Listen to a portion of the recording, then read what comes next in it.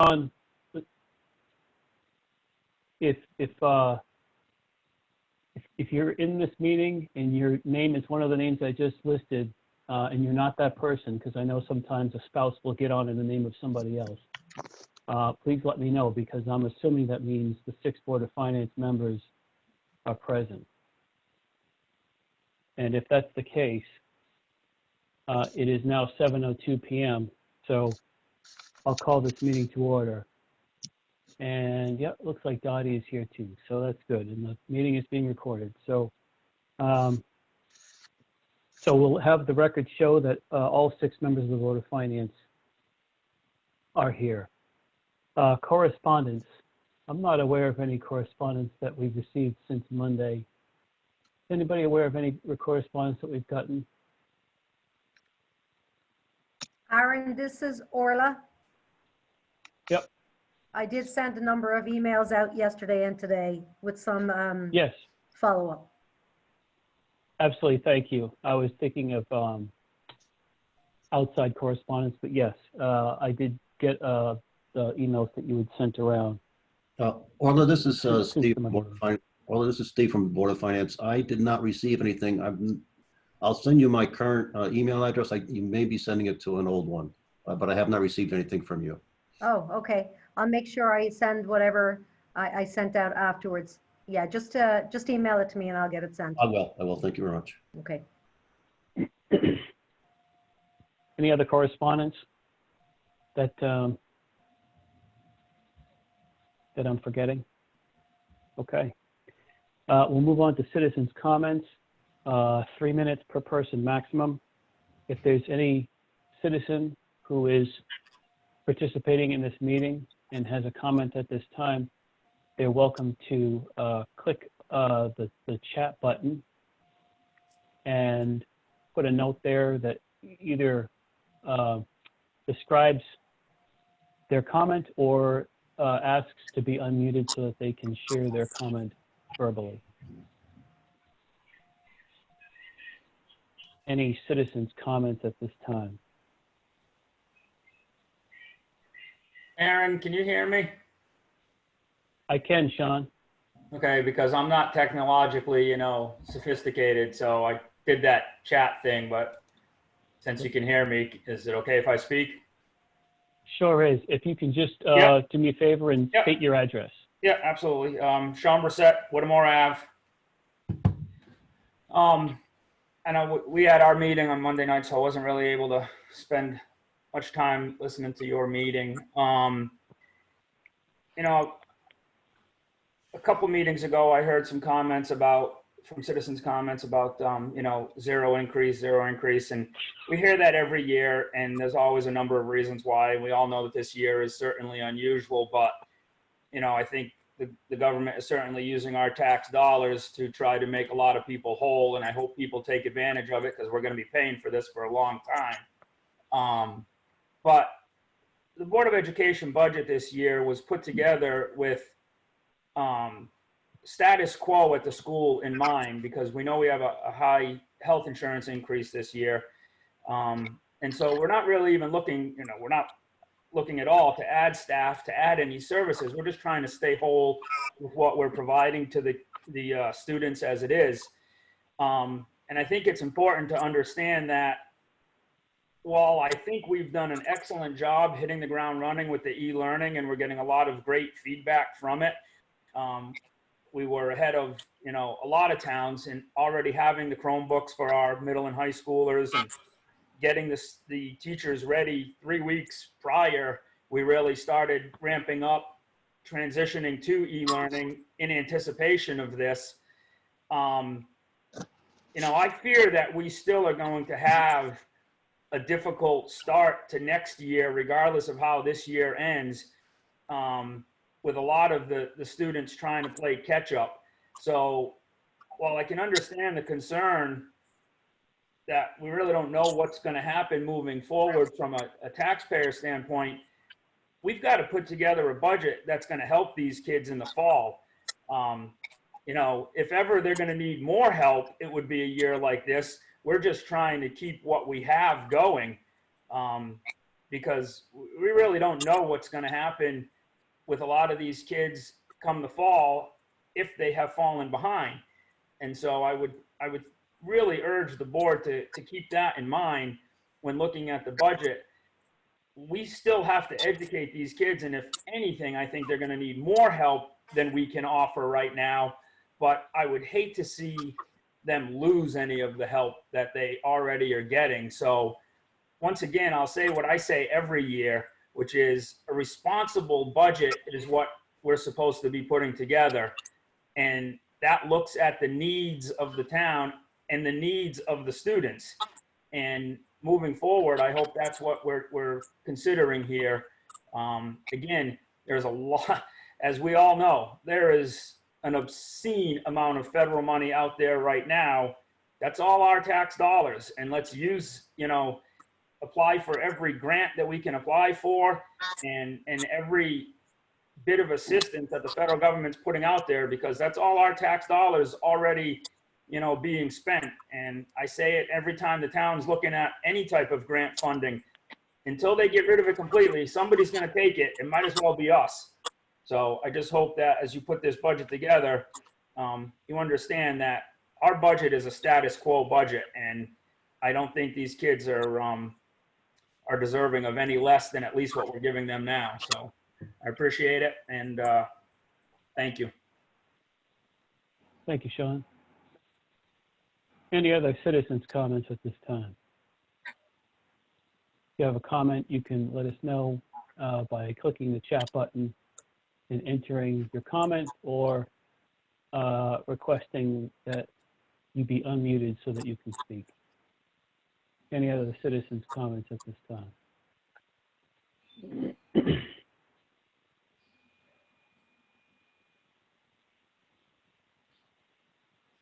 All right, well, I'm not seeing any additional requests for citizens' comments. So we'll move on to the budget workshop, and Rhonda Rooney had requested that I turn the floor over to her as we move into this evening's budget workshop. She's been reflecting on this budget and the proposed mill rate that it's asking for, and she wanted to share some thoughts with us, with the Board of Finance members as we begin this evening's budget workshop. So I'll turn it over to Rhonda. Thank you, Aaron. Can you hear me? I can. Okay, perfect. So I just want to say thank you to everybody that's here. Thank you to the Board of Ed, the Board of Selectmen, all the residents, the Board of Finance. I hope everybody is doing well and everybody's healthy and moving forward in a positive note with regard to what I wanted to discuss tonight, which is basically the elephant in the room. And what I'm referring to is the COVID-19 or the corona. I'd like to share what I've learned so far as a business owner and also in the insurance industry in the past 3 weeks. I'm sure I'm no different than the rest of you, where this has kind of come as a shock, and it's like, oh my God, I can't believe this is moving so fast and everything's closing up and this and that and all this is happening. So it's been quite an adjustment for all of us as a nation, as a state, as a town. So the first thing I wanted to share with you is some of the things that have happened in my world from a business standpoint, being that I'm on Board of Finance. Most of this stuff is financial. The federal government implemented the CARES Act. And so a couple of things on the CARES Act that I just wanted to discuss were the Paycheck Protection Program for employers with less than 500 employees. This is a forgivable loan, meaning it does not have to be paid back. It provides 2.5 times your average monthly payroll costs and benefits and other items. So basically that means that the federal government, if you apply for this, is going to pay the payroll, benefits, etc. for the employees, because the government wants these businesses to stay open. A few weeks after that, or maybe a few days after that, that Paycheck Protection Program was extended to the self-employed with or without employees, trying to help prevent self-employed businesses from going out of business or putting the people on unemployment and then having the health insurance go out to the exchange. The SBA has also offered forgivable loans to employers, meaning they do not have to be paid back. It would provide $1,000 per employee to a maximum of $10,000. From a health insurance standpoint, special enrollments have been opened up for people to enroll in coverage mid-year for individuals or groups because the government wants to make sure people have the opportunity to get on health insurance right now. Payments for health insurance for individuals, for employers that have group health insurance, for your auto, your homeowners, commercial insurance for businesses, premiums can now be deferred up to 60 days. From a state level, unemployment has been expanded to the self-employed. Self-employed people don't even pay into unemployment compensation fund. It's been extended. Unemployment claims can include up to an additional $600 a week for individuals. Currently, there are 302,000 unemployment claims that have been submitted in Connecticut since March 13th. In 1 month, Connecticut has received the equivalent of what they would see over a 2-year period in unemployment claims. Currently, 132,000 claims have been processed, but 170,000 claims are still left to be processed. Schools are projected to be closed until May 20th. Statistics from Forbes, January 11th, 2019, 78% of US workers are living paycheck to paycheck. I bring this up because it's telling me that the federal and state governments, insurance companies, etc., are doing everything for the people on every level to help them during this pandemic. We as a town need to consider following suit. Why? COVID-19 is not going away anytime soon. The financial impacts of this situation will last longer than we could possibly imagine. If 78% of the working people are living week to week, and in Connecticut alone, 170,000 unemployment claims are not even processed, people will be at the point, possibly this week, of running out of money. This is the time when we as a local government, Board of Finance and Board of Selectmen need to get together and take care of our people, and I'm considering flat budgets for next year. I just want to thank you for your time and consideration. I know these words weren't happy to hear. Nobody wants to see this stuff going on right now, and it's very uncertain. People are very scared, and people just need to stick together as a team to move forward to do the best we can for the next year. So that's all I wanted to say. I couldn't move forward anymore with this process without verbalizing this to the board. So thank you for listening. Thank you, Rhonda. You're welcome. Any other member of the Board of Finance have any thoughts on this budget as we get ready to move into this evening's budget workshop that they want to share with the others? Robert Mann, Board of Finance. Go ahead, Rob. I agree with Rhonda to the most part about us possibly flat budgeting because of what's going on and people's incomes. I've talked to a number of citizens, and I know that some have lost their jobs, maybe not to return, but it's uncharted territory we're sitting in. I also wanted to say that I do understand the position that the school's in, the town's in. There's been raises that have already been approved with the unions that have to happen, and there's dollar amounts there, and there's also insurance increases that have to happen too.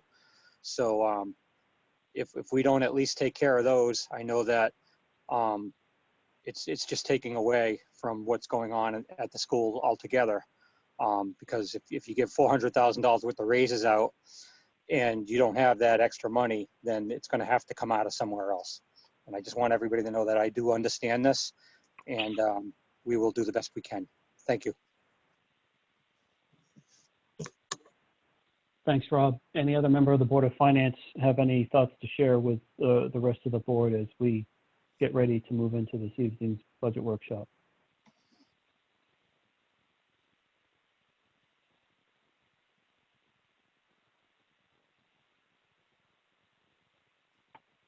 Okay.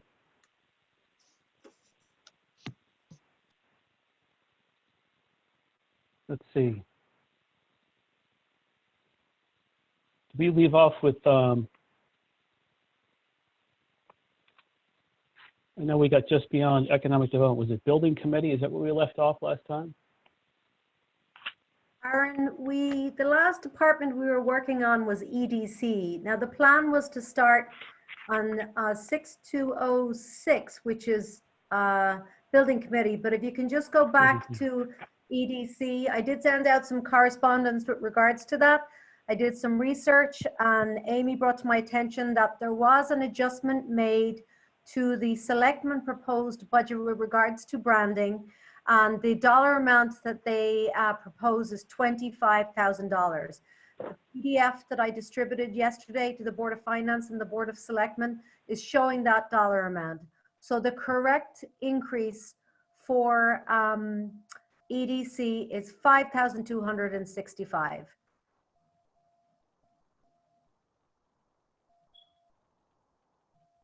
Great. Orla, what page is that? Rhonda Rooney, Board of Finance. It's on 92. 92. Thank you.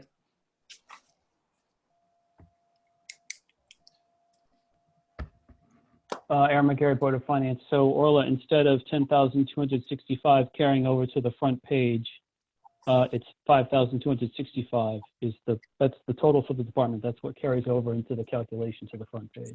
It is, hang on. Yes, that is correct.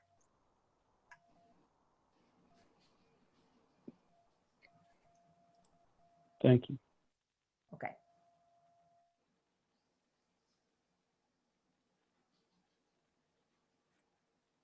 Any other thoughts, questions on the Economic Development Commission section of the budget at this time?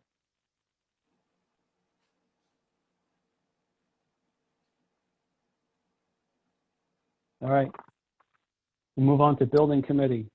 Any questions on Building Committee? Any questions on Building Committee?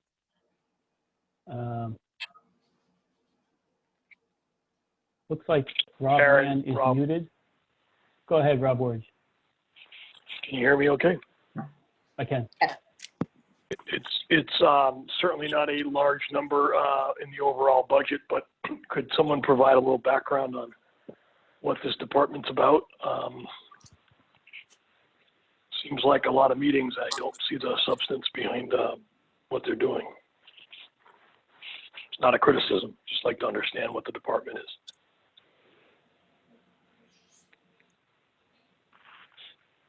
Is there anyone in this meeting who can talk a little bit about Building Committee? Well, this is Steve Herbert, Board of Finance. I suggest maybe ask John Rice to help us out with this question. Oh, John Rice is on? Yes, Yes, somebody might want to unmute him. He's muted at the moment, yeah. he may not want to play it, I don't know. This is Amy St. Ange. I just unmuted John Rice. John Rice, you can talk and be heard. All right. I don't know. Are we on board? Can I hear me, I assume? We can I hear can you, John. Okay. The building committee is responsible for the all the building projects that the town has currently. The last couple of years, we were responsible for the oil spill that happened up at the school. We are currently working on the roof replacement project, which is some $3.5 million. We replaced a couple of the oil tanks, so that's basically what we're working on currently. Down the road, we're going to be looking at the solar for the town and the school. I don't know what other questions you may have, Bob, but that's about the crutch of it. And while I'm on, my suggestion was, I know it's not in, I didn't see that in there for the recording secretary, that she currently is getting $150 a meeting. I would suggest that at least it'd be $200 a meeting, in that we're gonna be working on a $3.5 million project. And that's going to develop a lot of paperwork in addition to the normal secretarial duties. But that's my plan. John, it's Rob Wurge. Thank you very much. That helps clarify. It sounds like really the group here is managing those larger capital projects and other building projects across the town. So, you know, first time through, and I appreciate you walking through that, so I got a better understanding and a better appreciation for the group. Thank you. Okay, our meetings are the second Wednesday of the month, and you're welcome to attend at the middle school, up at the school, and it's in the library. So Okay, thank you. maybe I'll just add you to our list that gets the agenda out. Okay, thank you, John. I appreciate it. You're welcome. This is Aaron McGarry. Thank you, John. Appreciate it. Are there any additional questions about the building committee portion of the budget? Any additional questions? All right. Hearing none. At least I'm not hearing any. I'm not seeing anything in the chat button. So we'll move on to fringe benefits. Fringe benefits. Orla, maybe you could walk us through some of the bigger items here. Okay, Aaron. So leave longevity, that's based on the level of amount of hours, amount of years that employees are employed, and it's a small dollar amount. On the pension side of things, pension is based on approximately all the employees who are eligible for benefits on MERS, and it's broken down by town and library, and that's based on a calculation. The administration fee is a dollar amount that we pay to MERS every year for administration of the pension fund. So that's pretty much it on the pension. If you scroll over, if you move over to the health and insurance, like the school, we're budgeting a 19.5% increase. So we'd like to think it wasn't going to be that high, but that's what we have in there right now. So we're watching that space, and should things change before we finish this process, we will adjust accordingly. FICA is based on Social Security, Medicare. Again, it's a calculation of the salary. These all feed in from spreadsheets that I've already calculated those numbers. And there's an estimate dollar amount in for recreation for the programs that we carry out. On workers' comp, again, we're putting some estimates in right now. We're estimating based on 3%. So we'll see what happens with that. Again, that's a moving target. And the same goes for the fire department workers' comp. So I'm scrolling down again to the next line. So I have boxes around the dollars that we're looking to revisit at a future time as we get some additional information, which include health insurance, as I discussed, pension, FICA. They're all tied to salaries. It's an estimate in for unemployment benefits, and workers' comp, again, it's based on a percentage increase. Severance is $25,000. Again, we've budgeted $20,000 for the current year based on some proposed estimates that we think are going to come in, and that is tied to possible retirees. And the same goes for fiscal year 2021. I would like to say that during the budget process and discussion in the Board of Selectmen, last year we opted to budget $20,000, but we would like to be in a position, whatever is left from the $20,000 that we have in for severance at the end of fiscal 20, to encumber that until next year, because 25 may not be enough for next year based on what we're seeing with regards to certain individuals who are likely to be coming up for retirement. And the other two items are pretty small, the employee assisted program, and then the other professional fees is our actuarial firm who value our pension funds and our OPEB at the end of each year. Any questions? All of this is Board of Finance. Go ahead. This is Stephen from the Board of Finance. I wondered if you could explain the fringe costs, are they based on everybody participating, or is it based on prior history, or how do you calculate those numbers? So for, now are you talking about in general or specific items? Well, let's take, just as an example, health insurance. I'm sure it varies based on whether it's a single family, a two-person, or a larger family, if my memory serves me right. Do you assume everybody's, one, everybody's going to participate, and two, at what level do you assume? So it's based on two things. One is the actual plan that each of the individual employees and their families are in. And then for any specific employees, we budget them in the individuals who choose not to join are for positions that have not been filled, that it could be vacant. We generally budget based on a single for each of those individuals. So if they're not currently using it for whatever reason, you assume that they're going to in the coming year?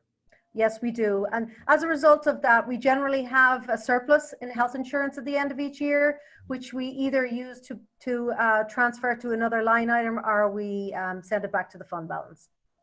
Well, but basically we're budgeting a little bit more than we need then. Do you have an idea how much that is? No, but I can dig out that number and I can email it to you before the next meeting. Thank you. Question on the longevity, if I might. Is this non-union longevity, or is this everybody in that line? So it's everybody, but the majority of the longevity is union. The criteria for longevity is a lot less. It's 3, 5, and 10 years for union employees, but it doesn't start till 10 years for non-union employees. I'm sorry, what does the 3, 5, and 7 mean?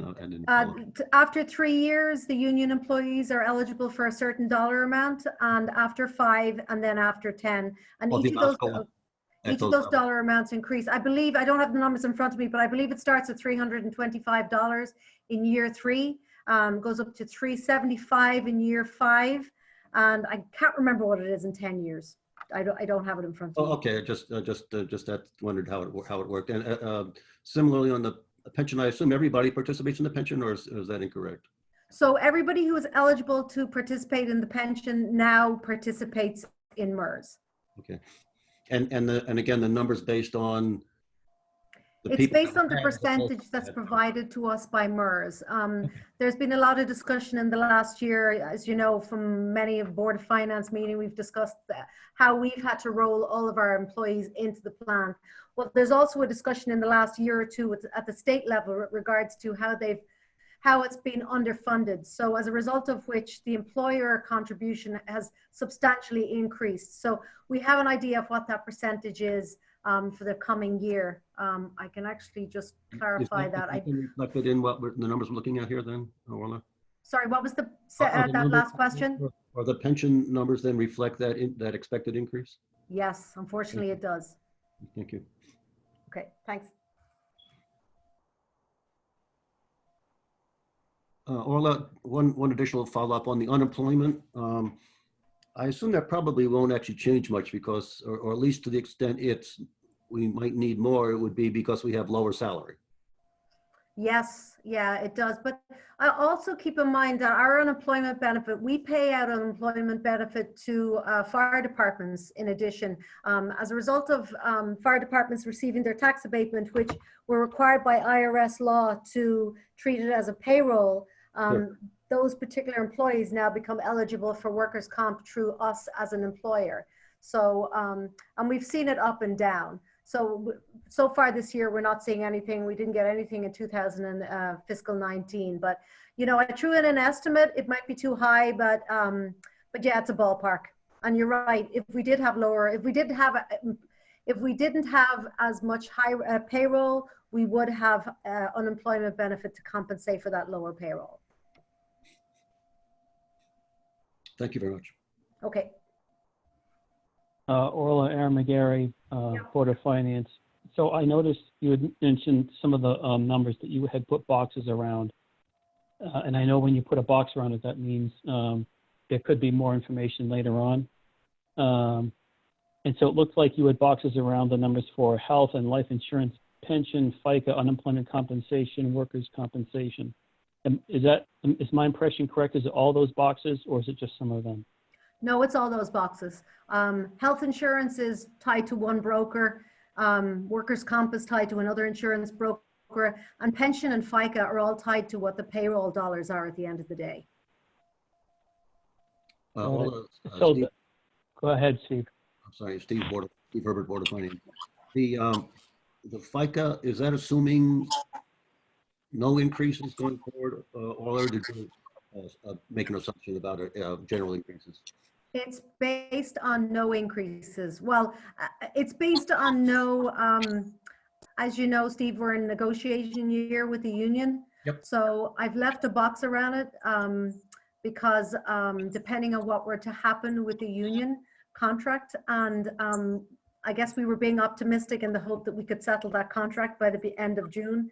And the hope would be that we could change that number when it got settled, but that may not happen at this stage. So I'm not sure whether the FICA is going to change at this stage, but if some of the salary numbers that are being proposed in this budget were to change, well, then that dollar amount will change, whether it goes up or whether it goes down.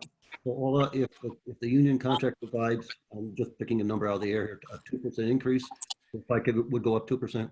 It will indeed. Okay, thank you. Thanks. Aaron McGarry, Board of Finance. So Orla, it sounds like these numbers that have the boxes around them have different points in the future at which they may become clearer or may change depending on what the line item is and what it does, what it covers, and what negotiations are taking place around each one of them. That is correct.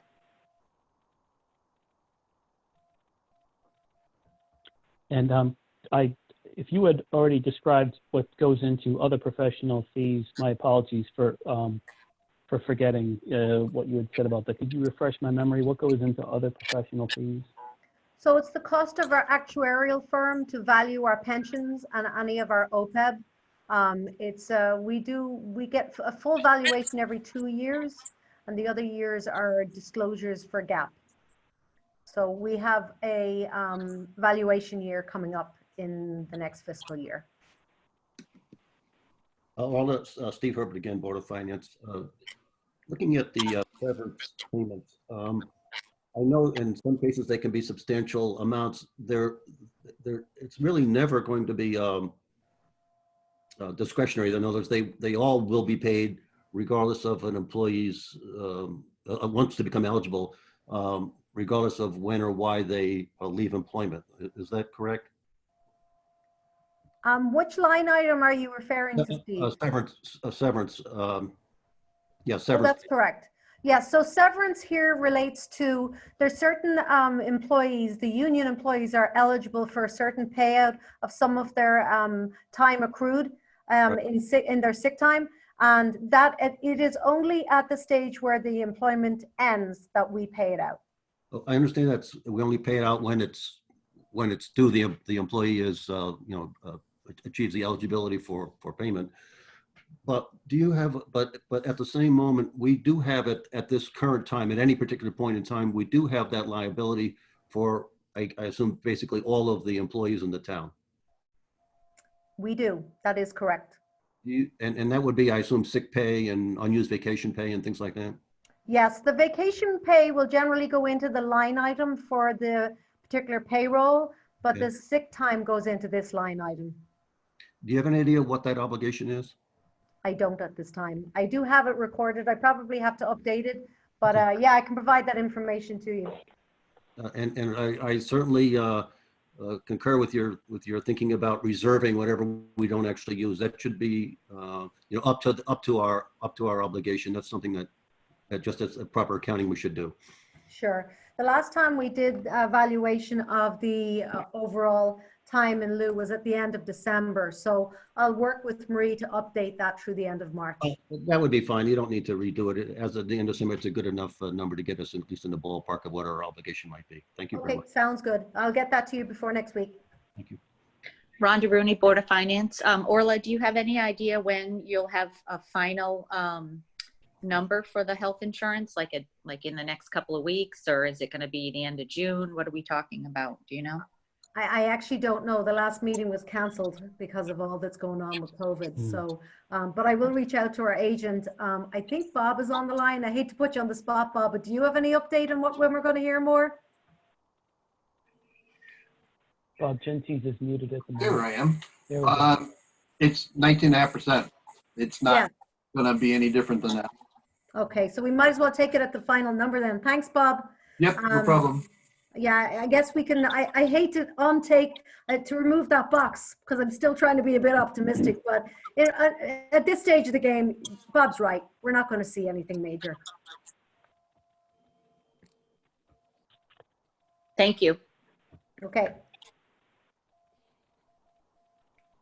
Any other questions on the fringe benefits portion of the budget? Rob Wurge, I had a couple of questions, Aaron. The Go ahead, Rob. first around severance payments and the discussion that was just had with Steve Herbert. Orla, why would we not accrue for that and just each year layer in the increased liability for that year? Why would it go up all in one year because several people are potentially retiring in that year? Wouldn't that be a balance sheet item that it would sit on the balance sheet as an accrual? So we traditionally haven't done that. We're only, I guess, there's in the past, I'd say 5 years, we've only had to pay out a small amount of money. This year we did have a retiree leave, but there was a couple of years where we didn't have anything. I have in the past considered setting up a reserve for that, and I haven't done so, but we will be moving forward now that we know that there's quite a few employees who are now or will be becoming eligible to retire over the next 5 years. So that's really what we're starting now. And yes, Yeah, we probably should have started it before now, but we didn't. Right, it is a small number, and when it's certainly in years when no one's retiring. But I think about the reserve in that each year you could just fund it based on the additional exposure, or not. You could have people leave that have years of service that leave. So then when the retirement happens, it's not so chunky, right? It doesn't come in all in one year and then it's zeros for other years. It's just a nice way to level some of these things out over a period of time. You're right.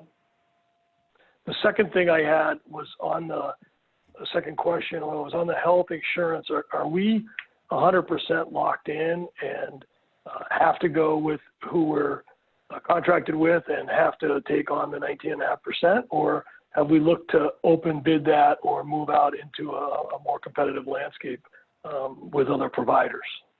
So we, as a town, both the town and the Board of Ed, we joined a collaborative called CT CHIP at the beginning of fiscal 20, which pretty much locks us into this group for 3 years. The alternative would have seen us have a substantial increase from our current provider and any other potential provider. So this was definitely a recommendation from our agency at the time. So unfortunately for this year, we're locked into 19.5. I'm not sure what's going to happen next year, but we can't do anything until we go through the 3 years of this. Understood. Okay. And last question, sorry for stacking them up, but on a similar question on the workers' comp, I can share with you that just from my experience as a business owner, there's a lot of volatility right now around workers' comp. And I personally did some work for my own company that was quite revealing or, surprising to me in a positive way. So who owns that? And is that one that we could maybe look at additional providers and maybe drive that number down? Obviously the same amount of coverage, and there's a tie into salary on that, but we could potentially get a better rate if we looked at multiple providers.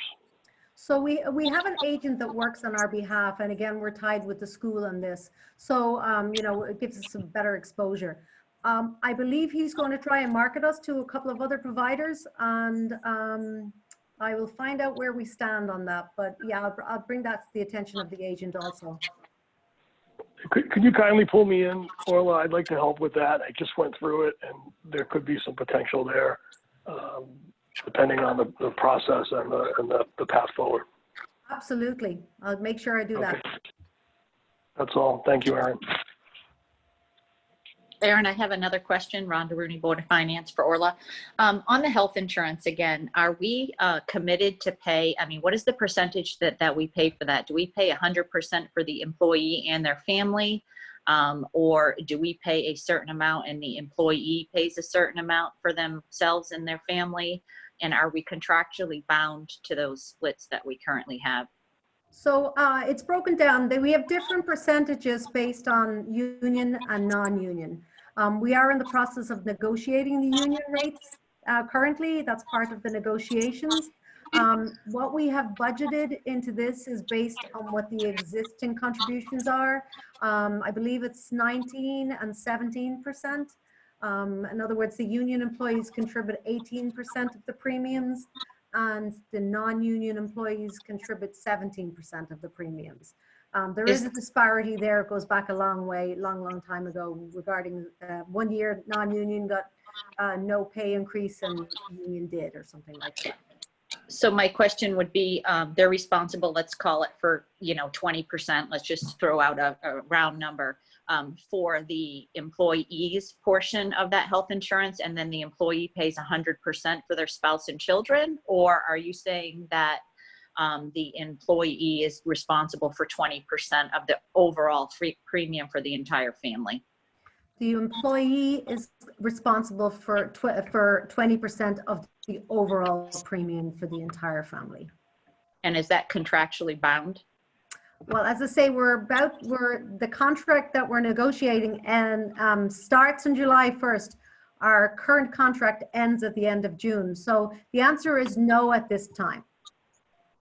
Okay, because I do understand out in the world outside of unions, just so people know, normally what happens with most companies is they pay 50% of the employee only portion, and it has to be affordable based on the ACA guidelines what the employee pays. So they could pay potentially more, and they're not required to pay anything on the employee's spouse or children. So that is 100% paid by the employee in most cases. And most cases, what happens in those situations is the employee can't afford to pay for the spouse or the kids because it's way too expensive.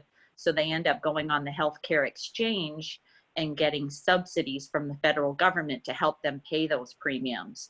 So big picture, they're still getting the coverage, they're still paying affordable prices for the whole entire family, and it saves the employer, hence the town, a ton of money.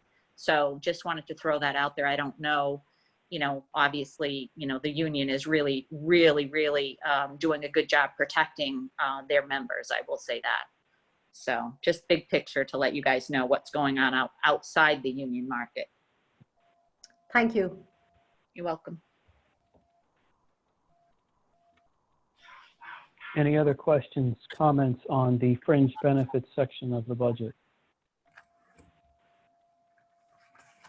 Questions, comments on the fringe benefits section of the budget?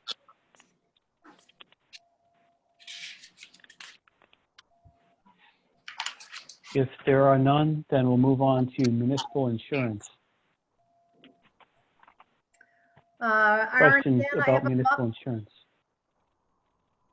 Go ahead, Orla. Yeah, I have a box around our municipal insurance. It's all tied to our, we're part of the same plan again with the school, and it's the provider includes both liability insurance and workers' comp. So that one is up in the air.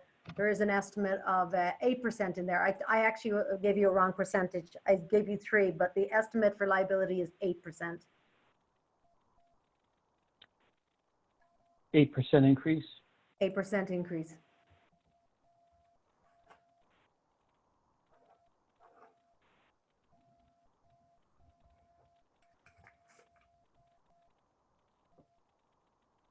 Any questions on this part of the budget?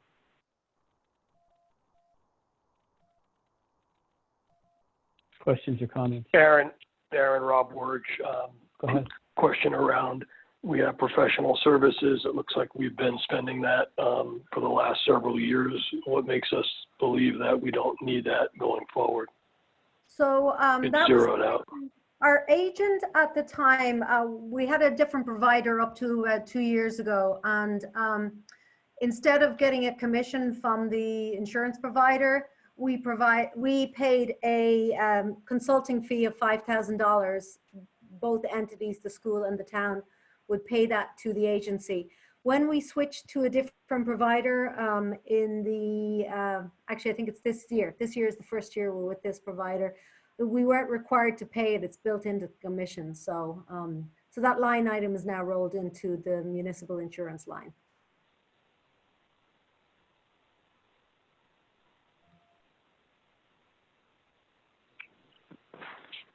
Okay, looks like a difficult offset because the insurance went up dramatically, 57 to 73, and the commission went away.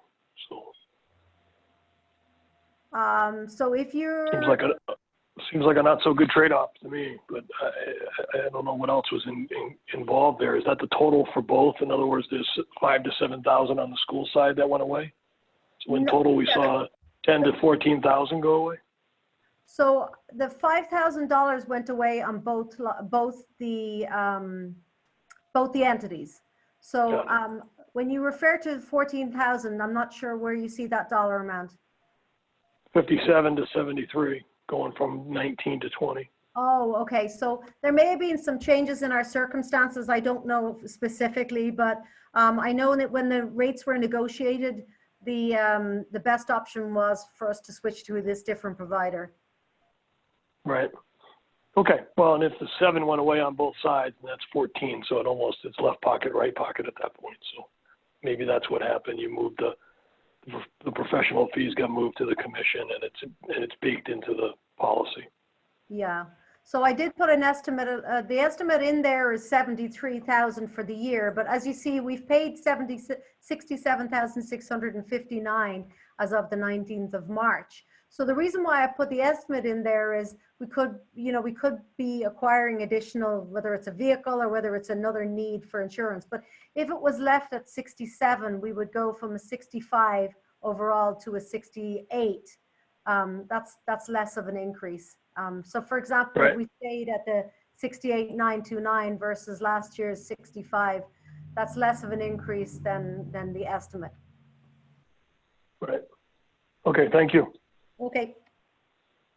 This is Steve Herbert, Board of Finance. Just something perhaps for the current year. My personal insurance has actually cut my premiums by 20% for the next 2 months because so few people are out on the roads. They just did that voluntarily. So I don't know if we have an ability to ask for that kind of a reduction because the traffic is so light and vehicles are being used so little. I don't know if it applies quite as much here because I'm not sure how much this is vehicle insurance, but maybe get a little bit of a break. You know, Steve, I was thinking about that today. And I was going to look into it next week and see if it makes a difference. We're still using our equipment, so the answer might be no, and we're still using our vehicles. But I will look into it and see if there's an option available for us. From an insurance standpoint, Rhonda Rooney, Board of Finance, there's a lot of wiggle room right now because of the COVID-19 and what's going on. So it's definitely worth a phone call.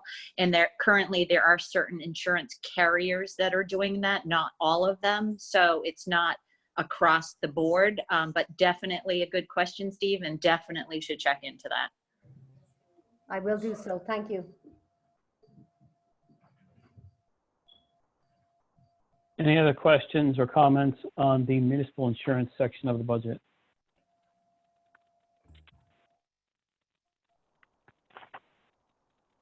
Okay, we'll move on to capital expenditures. So we don't have any capital expenditures. All of the expenditures we have on the CapEx line are all tied into the transfers. So if it's okay, I'll move directly into that department next. Yep, that's the next one. Next one in? Sure, let's do that. Yeah.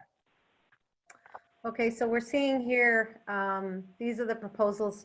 There was the department proposed, and then we have the selectmen proposed. Would you like me to go through them one by one, or do you want to have Amy to talk on that behalf?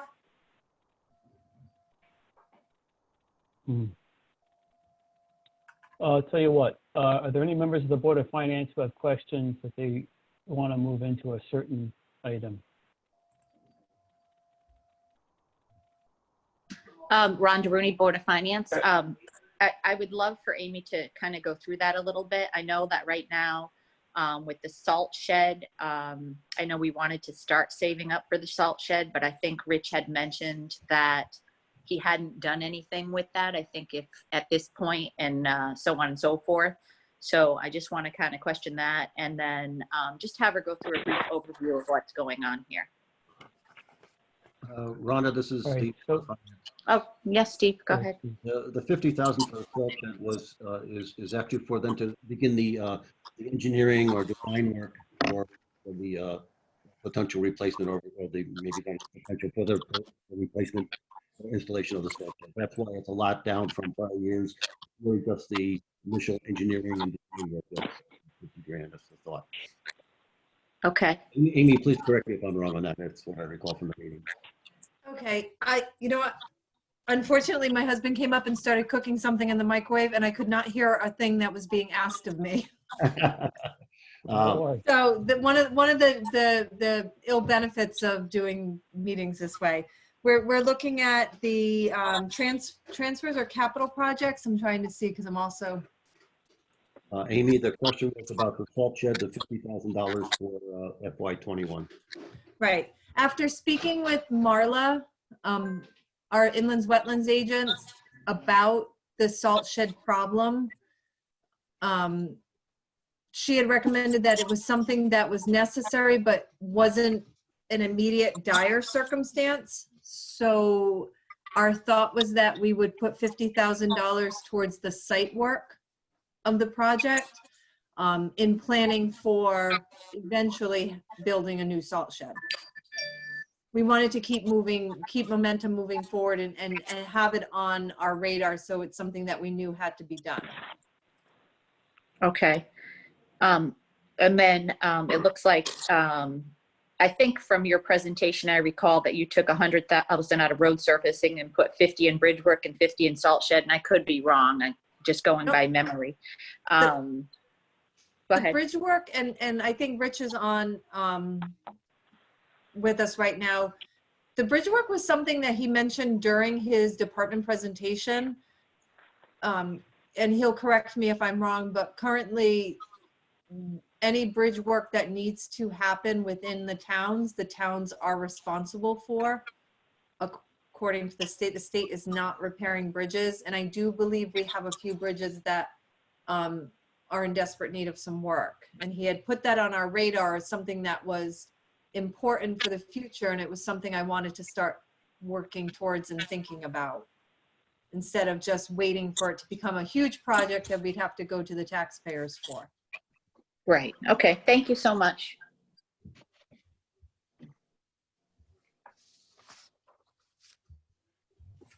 Rob Orange, Board of Finance. Go ahead, Rob. Sorry. I know these are long meetings and we get into a lot of detail, but I would appreciate going through each of the line items here. There's maybe 10 of them, getting an appreciation for what we're going to do. I mean, we had a discussion the other night, Monday night, about library repairs. I don't really understand what that means in terms of the list of repairs. So I think it'll be helpful to go through it. It's also $900,000. And if we looked at the overall budget, I think it was 6-point-something%. It was $670,000. So this more than covers all the rest of the puts and takes in the budget and all the other line items. This alone is 900. So I think it's worthy of the time to kind of walk through each of them, the importance. I don't think we're going to be able to do everything. So if we don't understand all the importance and the priority, it's going to be hard to make a decisions on what we do and what we don't do. Wonderful. I don't know how others feel, but that would be my viewpoint or request. I think it's, oh, sorry. Go ahead. Steve, I just would second that comment. And I'm going to agree, because every year if we have new members on the board, they don't know what happened the previous year or whatnot. So I think it's a good idea as well. I also agree. Rob Mann, Board of Finance.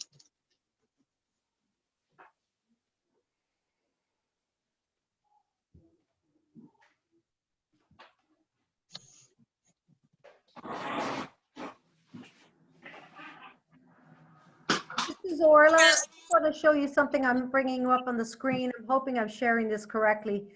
This is where we stand with regards to the dollars for the library repair fund currently.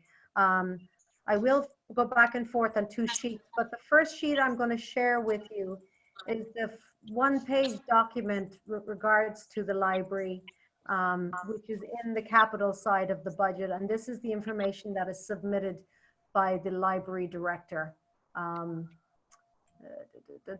Just going to make it a little bit smaller. If it's too small, let me know. So this might provide a little bit of information. Now, Amy, if you would like to talk on this behalf, go ahead. Maybe Allison is here. And let me know if you want me to switch back to show you what we've spent so far this year.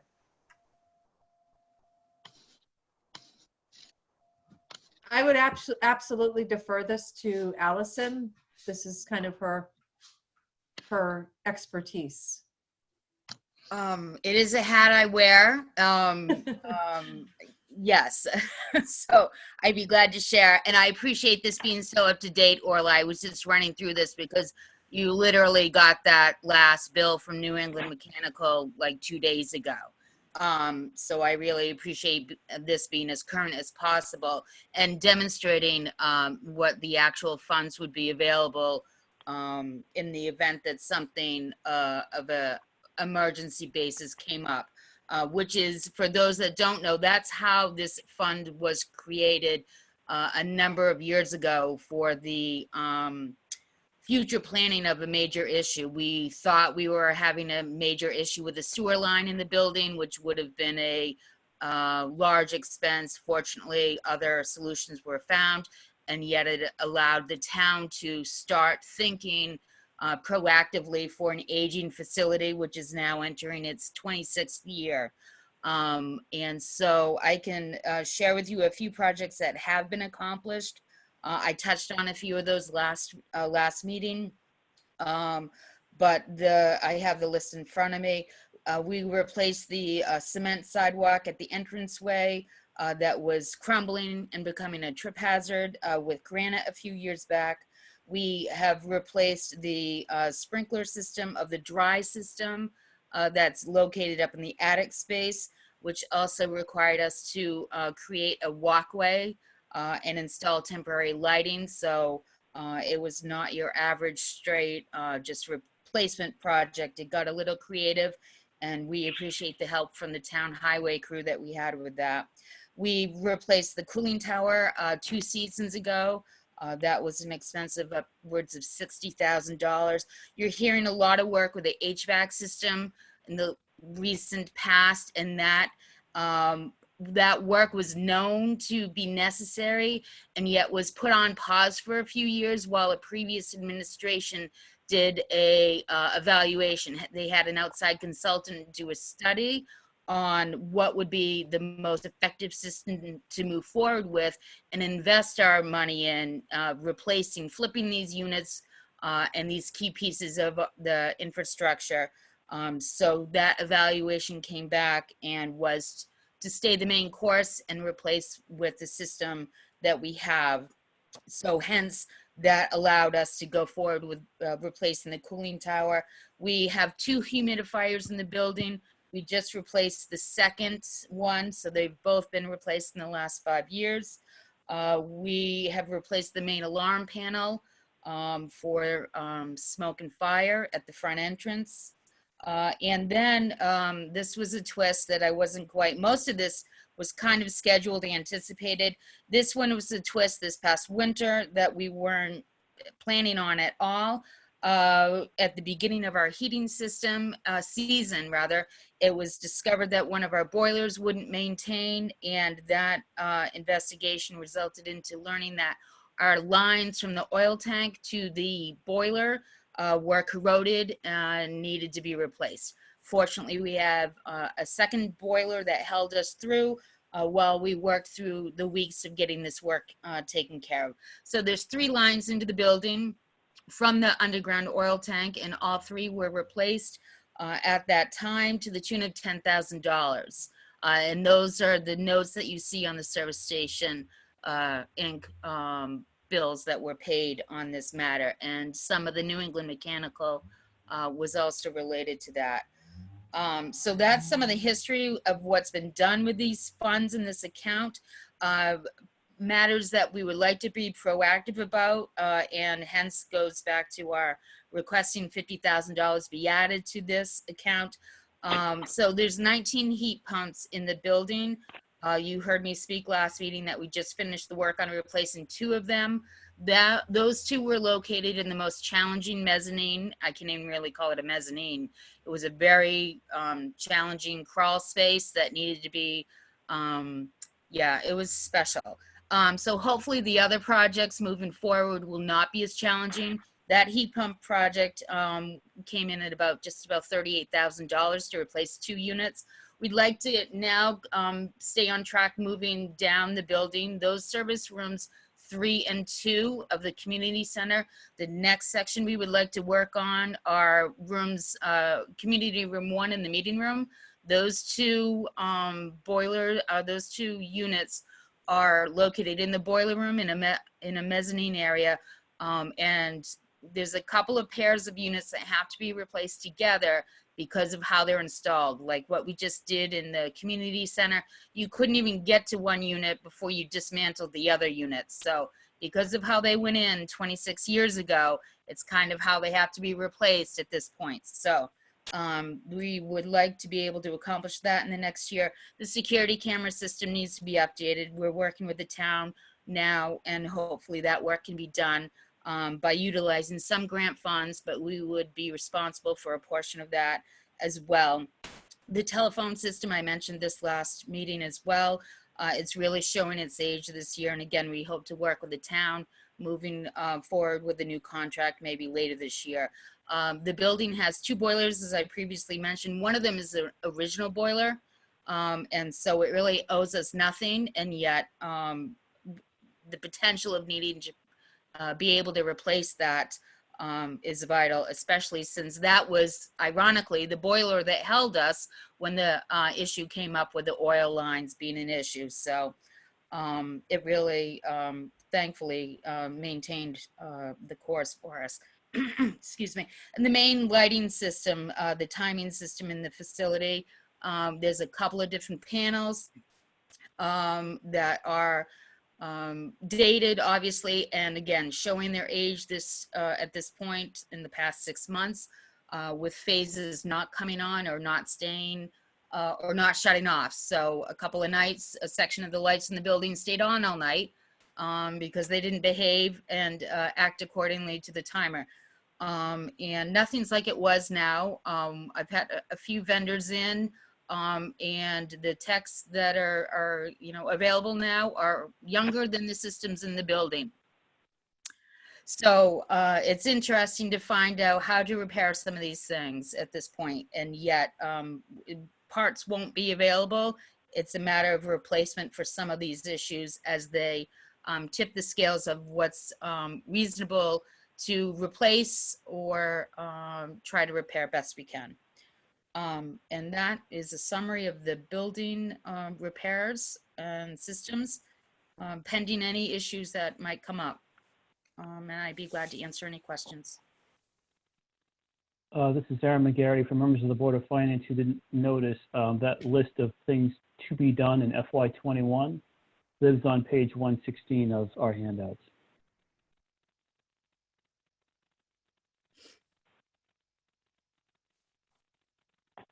This is Steve Herbert, Board of Finance. And actually, this is I think the establishing the accrual for potential, I guess, upgrades is great. I'm glad the community center or the library is doing that. We don't do that for any other buildings, though. Why, or any other of our assets? Why? And again, it's not a library issue, really, at all. It's just a general question. Why don't we do it consistently across our town? Either establish reserves for potential capital improvements or not, but do it the same way across the town. There's really no reason why we can't, Steve. It just hasn't been come up to now. Steve, Rhonda Rooney, Board of Finance. I agree with you, and I think we should save up for capital expenses so that the money's there when we need it for large purchases, even trucks, etc. Last year, we did finance a lot of vehicles because we couldn't afford to come up with the money to pay for them.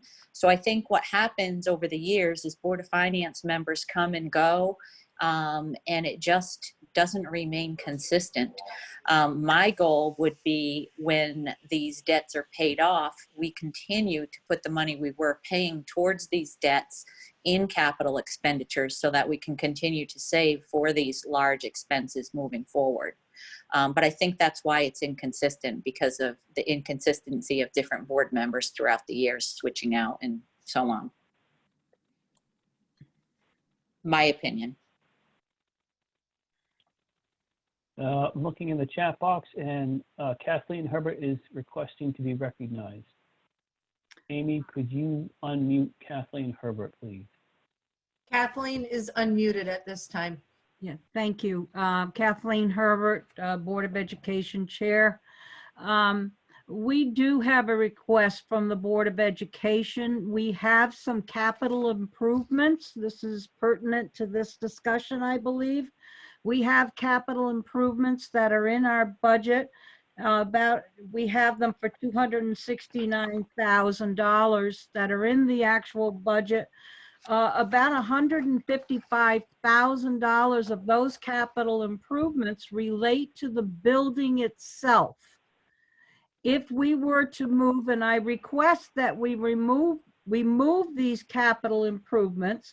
One is for the high school flooring, one is for the high school locker room, one is for the HVAC control upgrades. Another is for the high school shop HVAC system.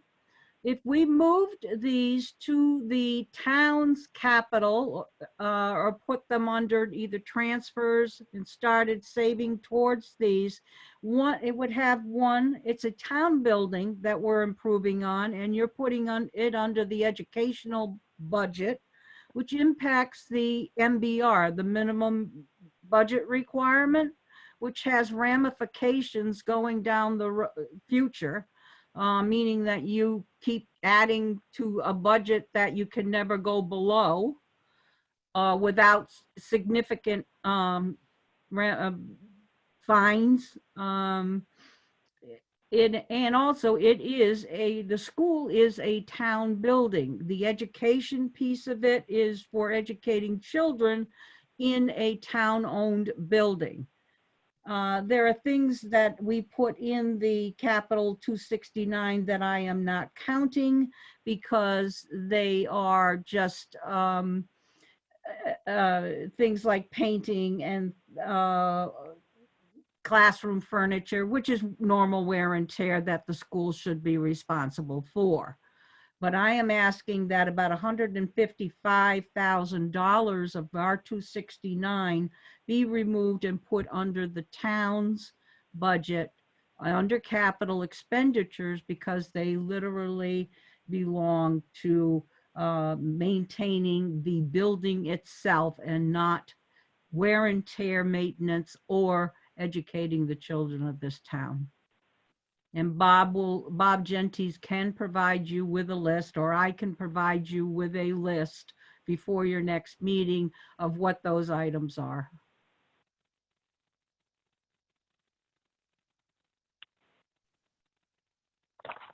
Thank you. You're welcome. Mary? Any other questions? Go ahead, Rhonda. I do have a question for Kathleen. Thank you for that information, Kathleen. So basically what you're suggesting is moving a certain dollar amount for capital improvements from your current budget operating expenses over to the town side. So are you also suggesting that you would be reducing the current operating expenses put out on the budget? Correct. To make that transfer? Okay, I just wanted to clarify that. Yeah. Thank you. No, And I, we would move we would move the monies to the town. And so, Rob, I'm not sure if you understand how the MBR works. Basically, it's the minimum budget requirement. Oh, you do? Okay, so Yep. just wanted to clarify that. All right, thank you so much for Yeah, Kathleen. no, I followed. Thank you, Rhonda and Kathleen. I followed, and Kathleen, it's an interesting and worthwhile discussion to have to Thank- handle that in that framework. If I could, Aaron, back to Allison's description. If I followed the spreadsheet correctly that Orla was showing, there's about 26,000 left this year, unspent in the capital side of the library building, and they're requesting another 50 for the following year. I don't know if all 26 will be spent in the balance of this year with everything that's going on, but I guess what would be good to see is on the projects that require funding, the 2 air exchangers, the security camera, that new list of 5 or 6 items. It might be good to put some numbers around those to understand the full magnitude of those. Does that hit the full 75,000, or is it less? And then the second request would be, of those items, which ones do we have to do, and which ones can be pushed out, can potentially be pushed out? I don't know the severity. Original boiler needs to be replaced.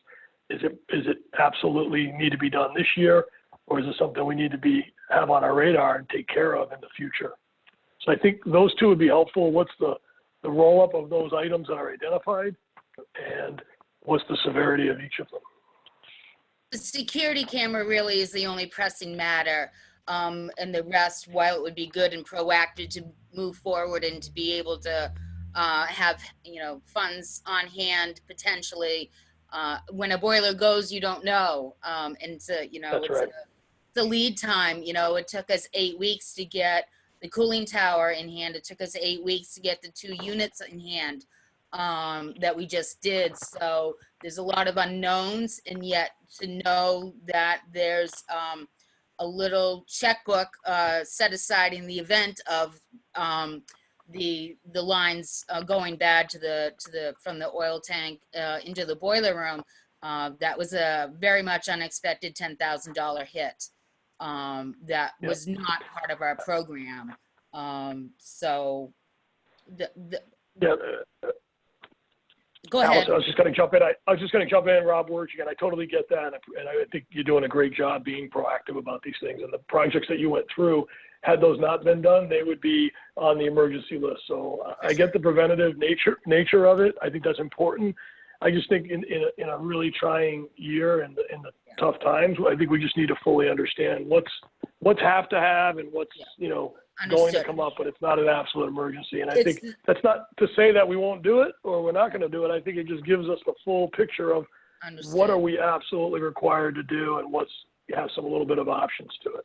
Security camera soonest. The phone system, I'm hoping to hold out for when the town moves forward on their project, potentially in the fall. But it's one quirky thing after another with the phone system. And again, it's something we're just not going to be able to get parts for. When it's gone, it's gone. And I don't have any pricing on that whatsoever, because I don't know, the landscape the town might pursue. I prefer not to go out on our own. Our phone system, our phone billing currently is, part of the town contract. So I can have a couple conversations with Orla about trying to price that piece out. As I said before, the town, Amy and I have had a couple conversations about the security cameras and the potential grant that's available. So hopefully in the next couple months that can be a reality. So I hope that helps.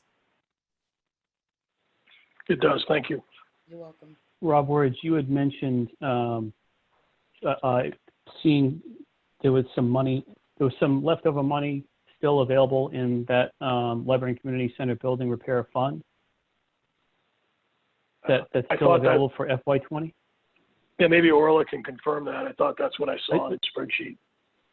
Oh, on the spreadsheet, because I was going to say what page in the printout are you looking at? Maybe it's not in the printout. Maybe it's not in the handout. Maybe it's on the spreadsheet. I didn't see it on the printout. I saw it on Orla's spreadsheet. All right, I was flipping through pages looking for it, but okay, great. It's on the screen because, as I said, I appreciate her having it so up to date because I just sent two of these bills over in the last week. So It And says so fresh- how much is fresh in there right air. now? Is it 26? No, it's $51,072. Oh, is what's 20, available look- in that fund now? Correct. Got it. Yeah, sorry, Aaron, Rob Ward again. I misspoke. The 26 was what was unused in the prior year that rolled into the current year. Right, right. If I'm reading that correctly. So it's actually 51. If the year ended now, the 51 would shift to the right in column E. Is that correct, Orla? No, actually, column E was just another calculation based on an estimate of another project. So ignore that. Okay. Doesn't matter. What Right. matters is right now there's 51 sitting there in terms of available to spend or unspent from prior then- years' budgets. Yeah. Right, and if we hadn't allocated 50,000 last fiscal year, this would have been down to $1,000, based on what we had to realize in projects this, current fiscal year, just making that point. Right.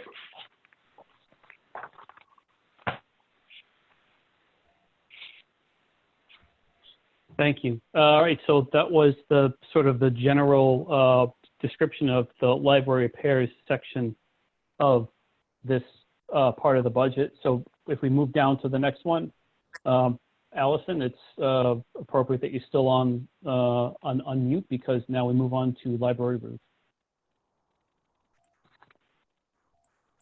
Sure, and I touched Do you have on any this thoughts? last meeting a bit too, and so this was a That's right. previous administration being proactive in establishing this for the future replacement, and I'm not quite sure if, Orla, I know someone got their hands on a reasonable estimate, and I don't know if that ever got plugged into this worksheet. What I'm showing is you have a balance of 123,400. Okay. But I know someone got a quote on the potential actual cost of doing this within the next 5 years or so. And I want to say it was over 200,000. But that's not work I did myself. So it's not a piece of paper that lives with me. And so I'm not quite sure what that final number, if that ever made it into a book. Okay. No, I did not put it in a book at this Okay. stage, but I can certainly add it. This is Steve Herbert, Board of Finance. I think I don't know if Ken Beausoleil's at our meeting, but I believe he's the one who at least had the information. I'm not sure whether he developed it himself or got it from an estimate or something of the total cost for the roof replacement and the expected additional life that the roof has. I don't know if he's on, maybe he could help us out.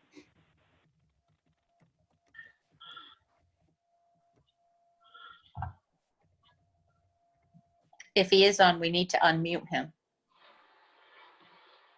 Ken, this is Amy St. I've unmuted you, but just a reminder that everybody can unmute themselves. Oh, all right. I was going by what we had done the last time. This is Ken. Ken Beausoleil, 21 Walker Drive. We did have a estimate done on the roof last year when we were having some issues with the mold that's on it, some flat roof issues that Allison is well aware of. And at that time, they had stated that we have about 10 years left in that roof, which was put up in '94. And it was estimated, I believe, somewhere around the $250,000 area for a replacement, factoring it out, 10 years from now. If that helps you out at all. Ken, this is Steve, Board of Finance. Yeah, I think that's exactly what we wanted to understand. Thank you. Yep. All right. Very good. Aaron McGarry, Orla, how much is in that fund right now? Just give me 1 second, Aaron. Thank you. I think she said it was 122. Yeah, sorry, I was just typing. Yeah, it's 123. Yep. 123 is in it now. Correct. 123,400 actually. We did have the roof treated last year for the mold and algae that has become so prevalent on many of our structures. So the intention was to extend having to replace the roof a little longer if that treatment was successful, and it seems to be, at this point at least. Question. Aaron McGarry, I was going to say, I see that Orla just wrote 10 years estimate left on the roof right now. Correct. Okay. Thanks. Go ahead, Rhonda. I was just going to say, at $25,000 a year in another 5 years, we'd have the total 250 to do the project. And again, we're talking all these years. So are you planning on doing that in 5 years? Or is this something that with the 10-year estimate, we're going out 10 years from now? I to save think the what would be 250? prudent would be to have the roof evaluated at that point in 5 years to see. I mean, I think only one roofer has looked at it at this point. It's an extensive project. And so I would say in 5 years, it would be appropriate to have, some more research put into having a couple more sets of eyes on it to really dig in a little deeper and see what makes the most sense at that point. I mean, at that point, it would be a 30-year roof. And that's kind of what you hear in terms of a warranty, a 30-year roof. And in 5 years, that's a 30-year roof. So Thank you. you're welcome. This is Ken again from the Board of Selectmen. Just to help out with some of these projects that you're looking at, Steve can remember 4 years ago, going on 5, we had done with Ty and Bond a complete estimate of the heating and cooling system over at the library, and it had spread out over several years items that needed to be looked at and the sequence to do them, unless of course you get the failure. I know that Allison does have that, and it is in the file in the Selectman's office. That kind of gives an idea of what items need to be attacked in a reasonable, timely fashion. And there was some cost estimates with that as well.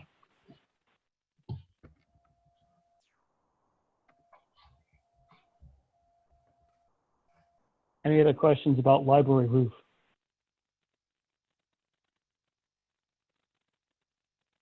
All right, next line item in this section of the budget is Little League Complex improvements, $3,100. Aaron, I can talk briefly on that if you wish.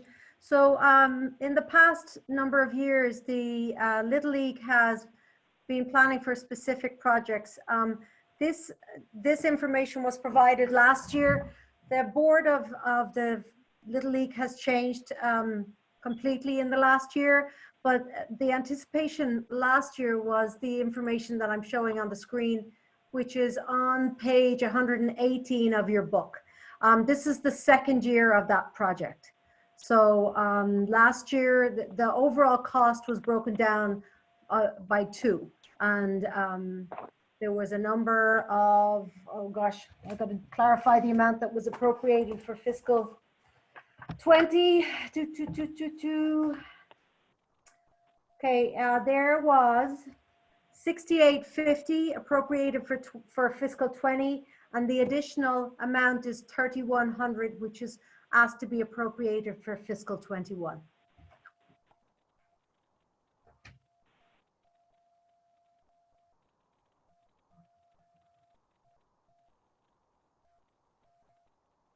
Is there any balance, Aaron McGarry, is there any balance in the fund at this time? Yes, there is. Yep. Hang on a second. I'll see if I can access the document.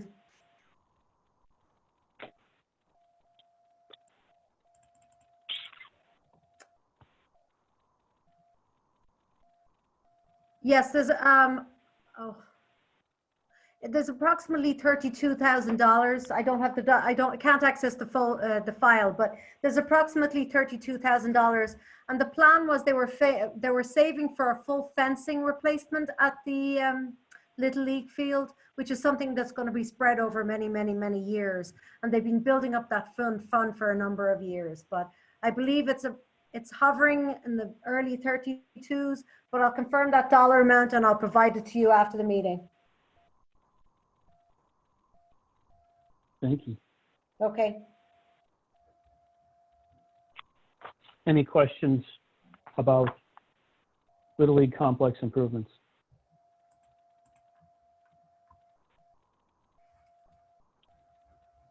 Next item down in this section of the budget is reevaluation. Okay. I'm assuming that's pretty straightforward. Yeah, so we're playing We have- catch up. There was 1 or 2 years where it wasn't budgeted. It was an oversight. So we're playing catch up. Let me just go to the sheet. Yes, here we go. So the estimate for each year is approximately $30,000 and $30,747. This is a state, I provided the information down below. It's a state mandate that's required. We're in a contract with NECOG. It's carried out every 5 years. As all of you know, this was our current valuation year. So the grand list as of October 2019 was our revaluation year. What I'm appropriating in for 2021 is an estimate of $30,747 plus catch up from a prior year of $20,000. We'll also be required to put a $20,000 in the next year also to catch up and be fully funded. You said we'll have to put in an extra 20 next year as well? Yes. Oh, yeah, FY22. Yep, got it. This is Steve Herbert, Board of Finance. Orla, I thought we did some catch up this past year with funds excess funds we had. I don't remember exact details, but it seems to me we talked about this before. So we did, Steve. It actually came to light when I did some research. I missed it. So one of the years, I'm just going to look at what I have for history in front of me in my book. We played catch up. Oh, I'm not going to be, let me see if I can access it. Just bear with me a second.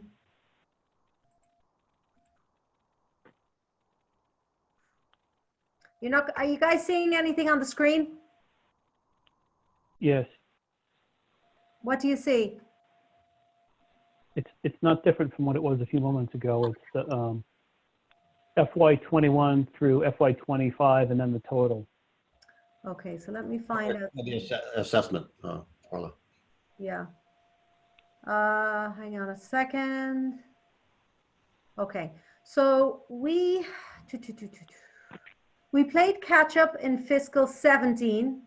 We appropriated the $30,000 plus 50% of a year. So the amount was appropriated in 17 was 46,000 and change.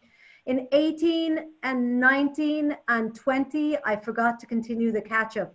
So we're still in deficit on that fund. So my calculations are if we appropriate an additional 20 in fiscal 21, and it'll be approximately 19 in fiscal 22, we'll play catch up. Well, that's Rob Wurge, Board of Finance. Is the expense coming 5 years from now, since it's done every 5 years and we just did it? So the actual money is needed in 2025, is that correct? We actually pay it up front every year and then we expend it. We actually use the service every 5 years, but we do pay it every year as agreed with NECOG. Now this is. So we pay it, sorry, Steve. So we pay it in advance of when the services actually happen over that 5-year horizon leading up to the year that it's going to happen. That is correct. And can we take the 2 years of 20 and just level load it to 40,000 for all 5 years? In other words, spread out that catch up over the 5-year period so it's level loaded and it's not throttling up and down. We can. I mean, that's not a problem. I was just trying to fix the deficit in the fund, but yes, we can. It's not, I mean, it's not, we're not talking huge dollar amount here, so it's not that material. And yes, we could do that if we choose to do so. Right. Sorry, Steve. I think the same question basically. But also if we have extra funds available this year, maybe we could, I think this is the same conversations we've had in past years, to use funds available this year, perhaps to do that funding. Do we actually provide the funds then, Orla, each year? We do, we write it, yes, we make a payment at the, during each fiscal year. Thank you. Orla, Rhonda Rooney, Board of Finance. If we were to fund it over the 5-year period, obviously we're not making a decision to make any changes right now. Should we put this in a box too? Because this is a number that could change. Absolutely. And for any, like, you know, as we move forward, anything that we look at that does have some wiggle room, if you could put a circle around it so that when if we do decide to go back, it's highlighted and we know where we kind of already looked at, maybe we could take money here or there, that kind of thing. Absolutely, yeah, I'm just putting a note in here. Thank you.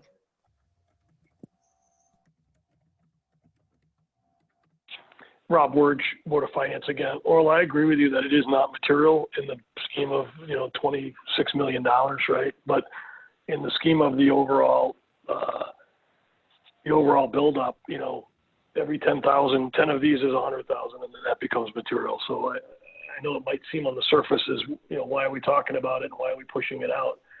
If we can, it's 10,000, and if we find more of those, then we're in a better position in aggregate. Absolutely, I agree with that. I've no problems with us making that adjustment. Okay.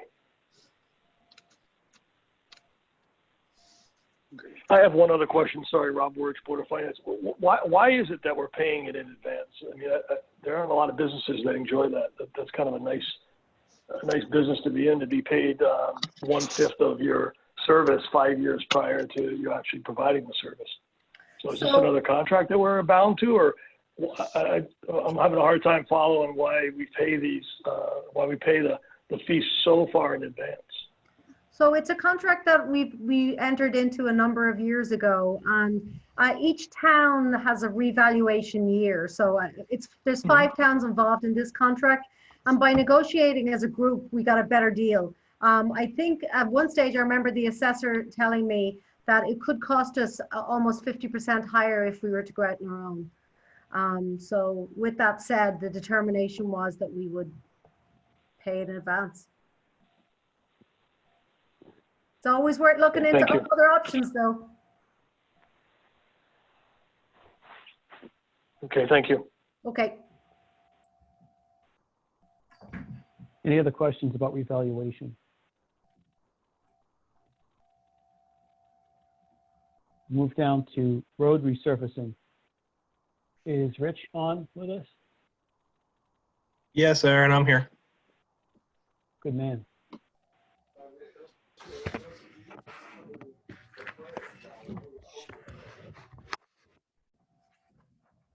Would you be able to walk us through the road resurfacing line item?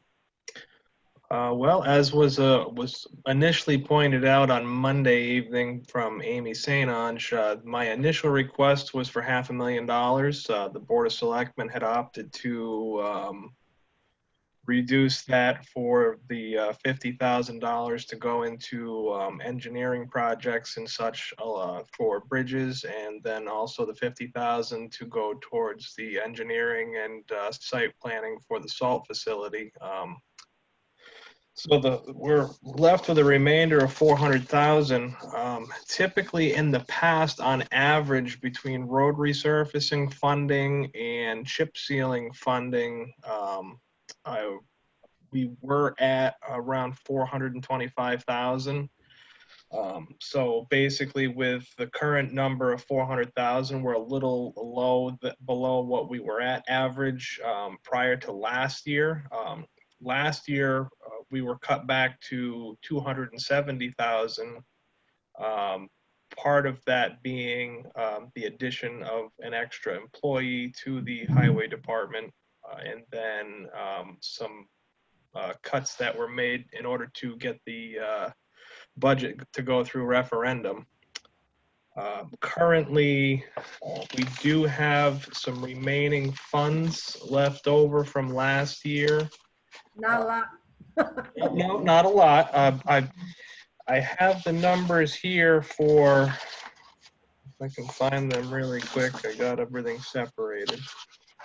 So last year, the main conversation was that we had a lot of money that was carried over from a couple of years, and that typically or historically we didn't spend that much money.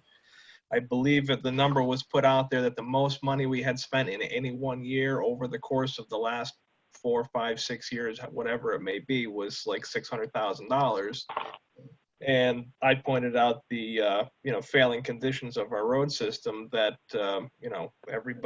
nobody in town makes light of. They feel free to point it out whenever they can. And part of that was because I felt that the roads were not being properly cared for, and the processes that were being used, although they were cost effective, were basically kind of like throwing money out the window. So last year, as you can see on the screen that I have in front of me, the total cost for the 6.83 miles of road that we redid last year, which was ground up restoration of the road, was $1,664,006.40.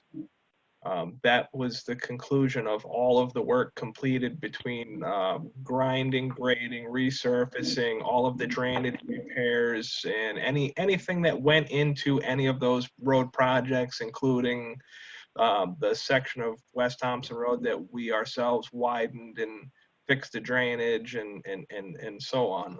So basically, what I'm pointing out here is that quality road work is not cheap, and with I believe we are at right around 96 miles of paved roads in our town, and are currently looking at accepting some new sections of road due to the new developments in town, and bringing people into town that are, you know, gonna buy nice houses and hopefully help us all to pay our taxes. They're going to want nice roads just like the people that already live here and pay taxes. So if we're ever going to move out of the slump that we've been in, we need to start funding it.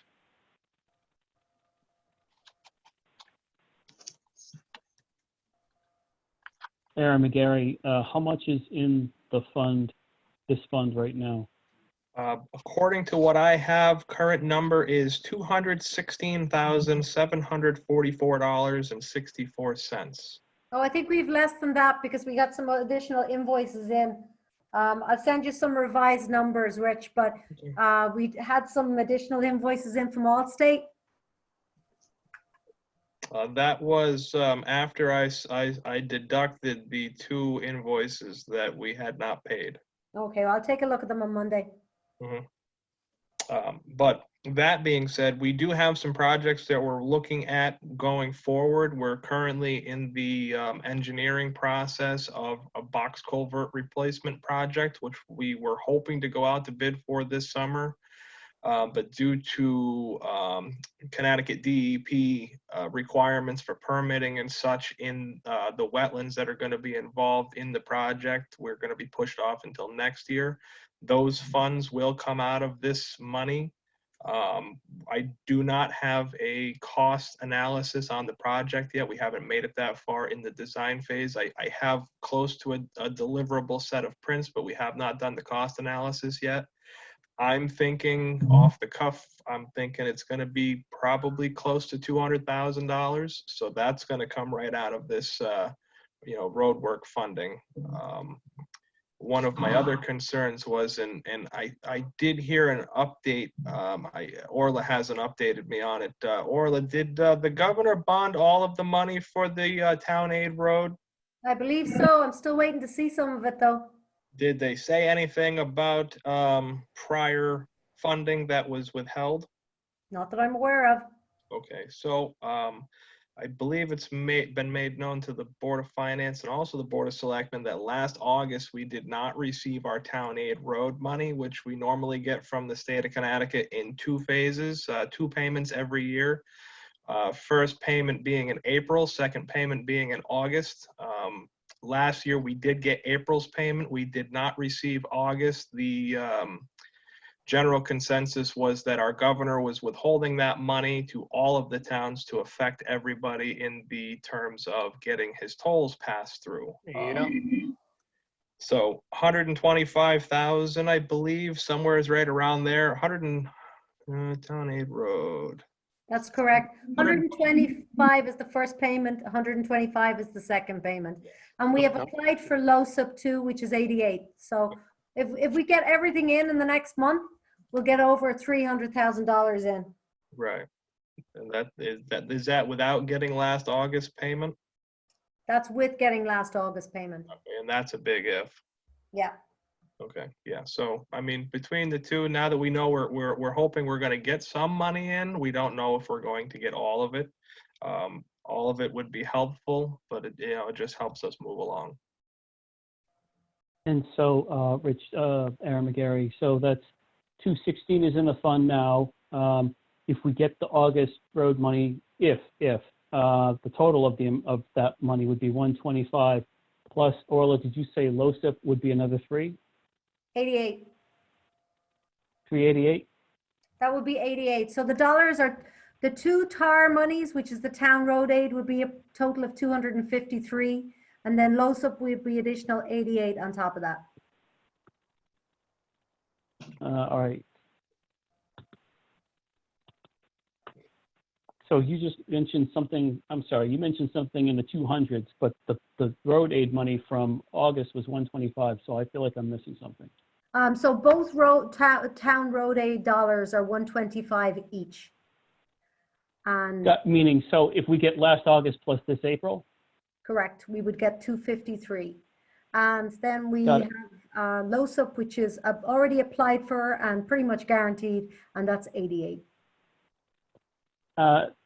Is there any reason to doubt that we would get this April's 125? No, I think we're getting it.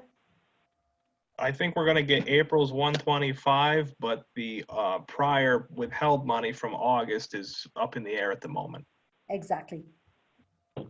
So at the moment, we're probably gonna count on hopefully seeing the 125 plus the 88,000. So that's gonna give us 213 on top of what I believe, and I might be wrong, according to Orla, she said she might have some other stuff that came out of that. But if we go off of what I have for numbers, I'm just gonna say it's 216,000. So that's gonna put us at 429,000 before the town funds anything moving forward. Now, with that being said, the road work that we did last year cost us roughly $250,000 a mile.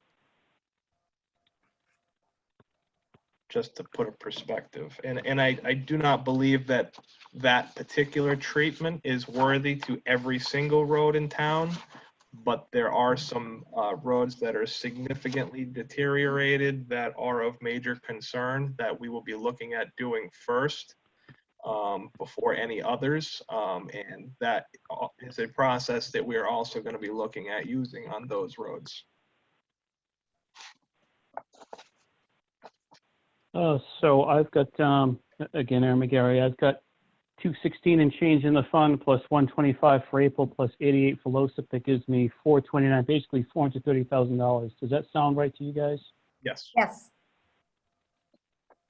And so then even if you got your appropriation of 400, that would give you 829.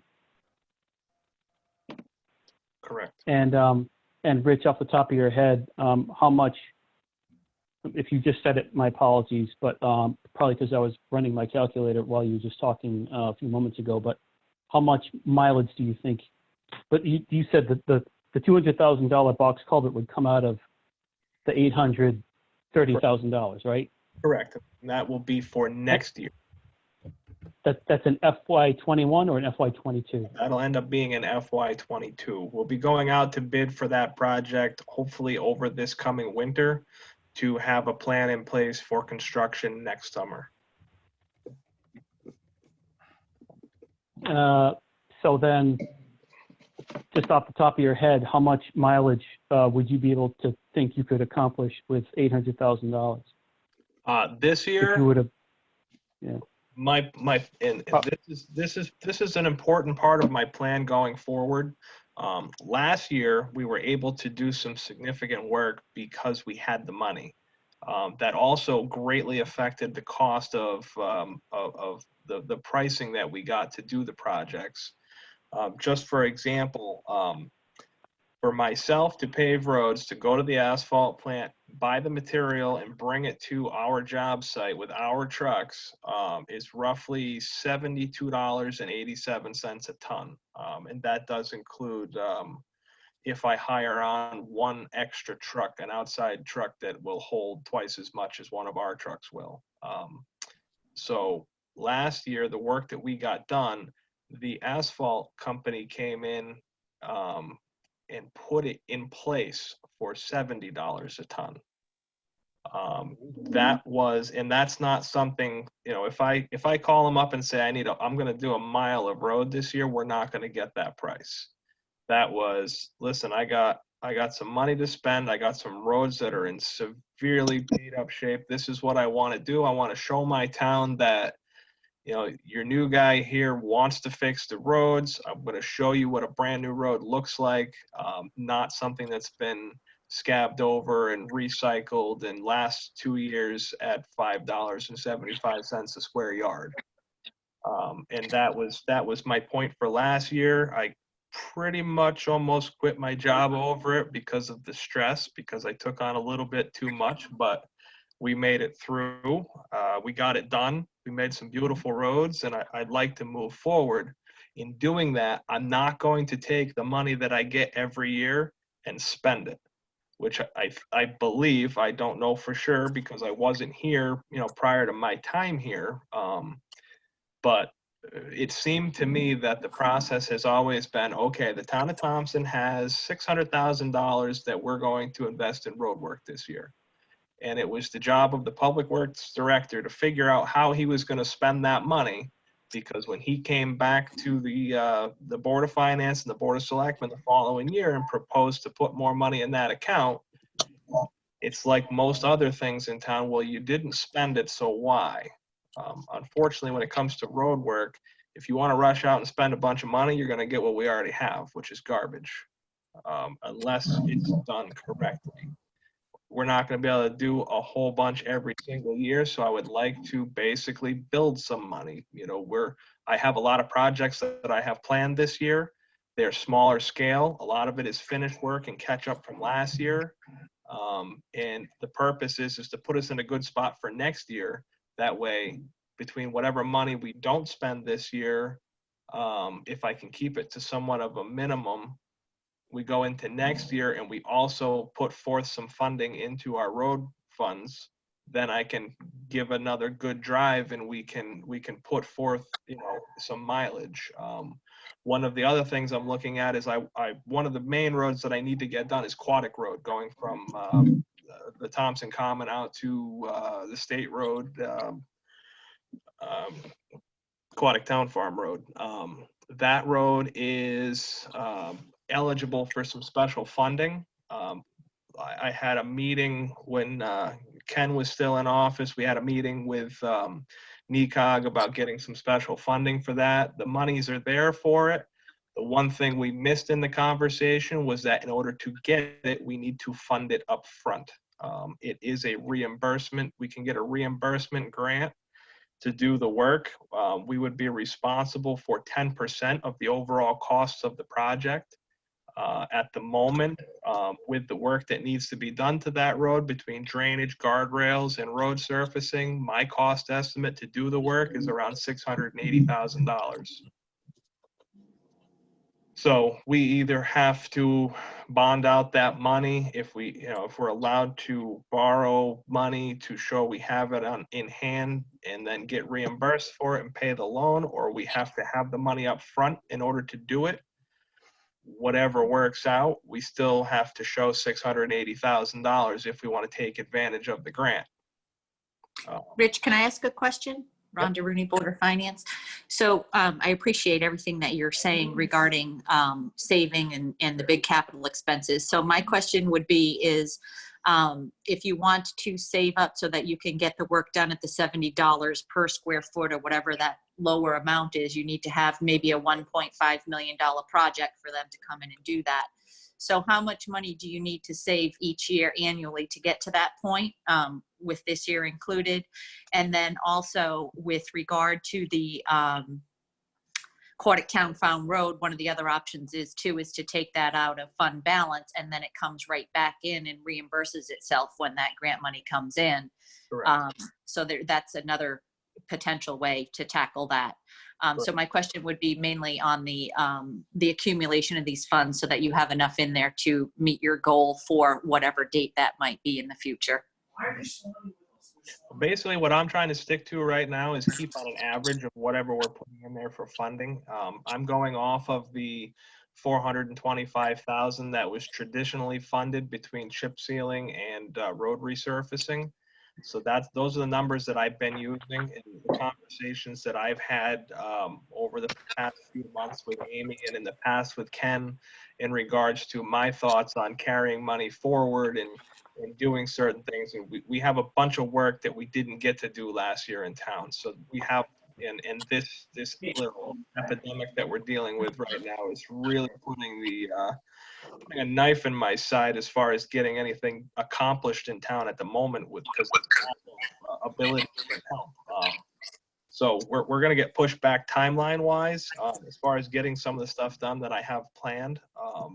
So that in one way will be somewhat helpful because I have less time to spend money this year. Yeah, so basically what I'm hearing from you is possibly the 650,000 or so of little projects that you could potentially do this year, maybe put off to next year because of the current situation that's going on with the COVID. So that potentially this 400,000 that if it were to come through in the budget, that's just going to accumulate into your capital expenses for your bigger project. Yeah, I'm basically looking to roll over as much as I can, and I can't give you an exact number just because there's, I don't have a cost estimate on each project that I need to get done in town. It's not possible for me to come up with that because there's just not enough time in hours in my week, especially handling most of this stuff myself. But my goal ultimately is to, at this point in time, move forward with an average number every year that we're funding into these projects. And if I can carry over a year like this, if we can put in a significant amount of money that I can use, we can carry over as much as I can possibly move into next year while also funding next year. And hopefully we continue to get the government monies that we've been getting. We'll have a decent amount of money so we can put forth a solid effort on trying to play catch up on some of these road repairs. Rob Mann, Board of Finance. I just wanted to commend you on all the work that you did last year with the roads. You were saying you were stressed. I know I followed a lot of it where you were waiting for the asphalt plants to open and other things, various things that happened while you were working on those projects. My guess is your goal is this year to play catch up with all the small projects and bank some money. So instead of doing all these small patch jobs like's been done in the past, you can just put that money away and take that small patch job money, the half-ass, I guess I could say the word, repairs, and take those dollars and do larger, more comprehensive repairs. Am I correct? That is correct. Thank you.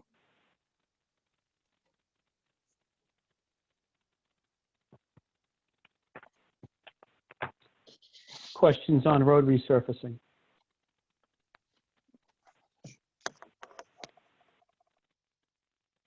Questions, road resurfacing?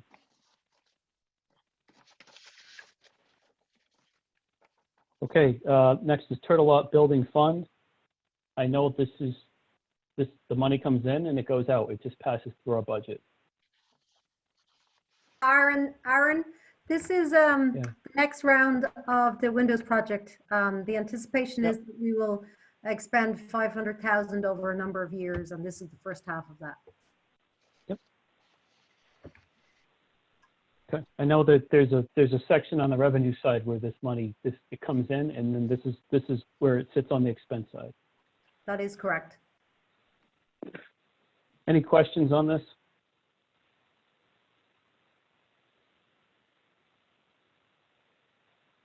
Hearing none, we'll move on to bridge work.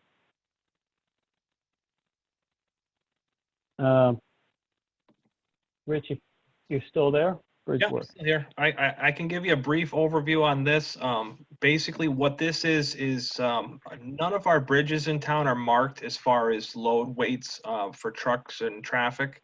I'm working on getting some information together in regards to certain roads in town that myself and many residents feel large trucks should not be traveling down in order to possibly establish some no-through truck routes, and potentially keep some of the larger truck traffic on the state roads and off of our local roads. This money is, a few years ago, the Department of Transportation, which is, they do our bridge inspections on all of our small bridges in town for safety purposes. They started doing some load rating stuff, and on certain bridges over, I believe it was over 20-foot spans. What they did not do was they didn't get to the smaller bridges. And we do have some bridges in town that I'm aware of that do need work moving forward.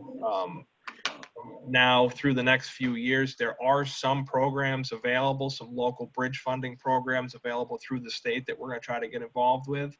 But basically, this money is to start looking into possibly hiring an engineer of our own to establish some load ratings on some of our smaller bridges in town, which I think that way we can mark them accordingly and try to keep some of these trucks off of these roads, because there's a lot of stuff out there that we just don't even know about. There's some significantly weak structures that are getting some serious load traffic over them that should not be there. Questions about bridge work? Rob Werge, Board of Finance. Should we change this from bridge work to bridge assessment or bridge loading analysis? Or it doesn't sound like we're actually going to be able to do a lot of work with 50,000. If I heard you correctly, Rich, you want to understand what we have and make sure that it's assessed and loaded and marked properly for the strength of the structure, so that we can control that a little better. Maybe it's just a little off if we say work, or that might be another phase after the assessment. We might understand what we need to do, and in future years do some work on those bridges. Correct. Bridges unfortunately aren't cheap. I know that the town has done some bridge replacement in the past, and that was a hot topic. The last bridge that was done was the one on Aquatic Road. That was they're not a cheap project. Most of the time you run into larger issues with different things, especially because most bridges go over water, wetlands, or something to that point. So there's a lot that goes into it, and they get expensive very quick. So yes, the $50,000 is more towards engineering and bridge survey work that we need to do to kind of bring ourselves into the 21st century. Thank you. You're welcome. Any other questions on bridge work / assessment? This is Jim Bellavance, Board of Finance. Go ahead, Jim.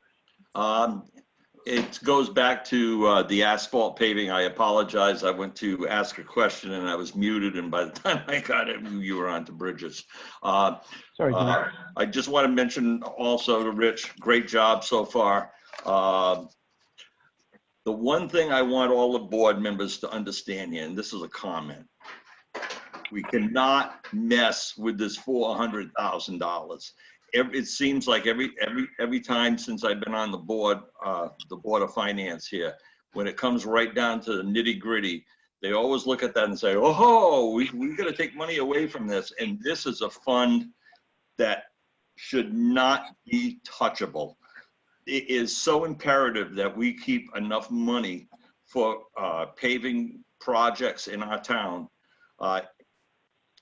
This is just not a number that, when it comes down to the nitty gritty, that we should be messing with. It needs to stay whole for Richard to do his job, and for our town to have the quality of roads that we deserve. But it's been chopped in the past. Whether it's 50,000, 75,000, somebody's always cutting it out. And like I said, this is a number that we have got to stay firm on. It's just my opinion. Rhonda Rooney, Board of Finance. I do agree with Jim. And I have talked to a lot of people in town, and they're very happy with the road work. It's so much better than the previous road work. So I agree, especially if you can't get the lower rate to get that work done, unless you have a large project. It seems like we really need to keep this fund steady. I appreciate Thanks, Rhonda. Rob Mann, Board of Finance, agree 100%. People look at a few things when they come to a town. They look at the schools, and the people that don't use the schools look at the roads. And everybody that moves into our town, that's what they look at. Those are the two things that are most important. Thank you again, Rich. Thank you. Thanks, Rob Mann. So let's see. Any remaining questions on Bridgeworks/assessment?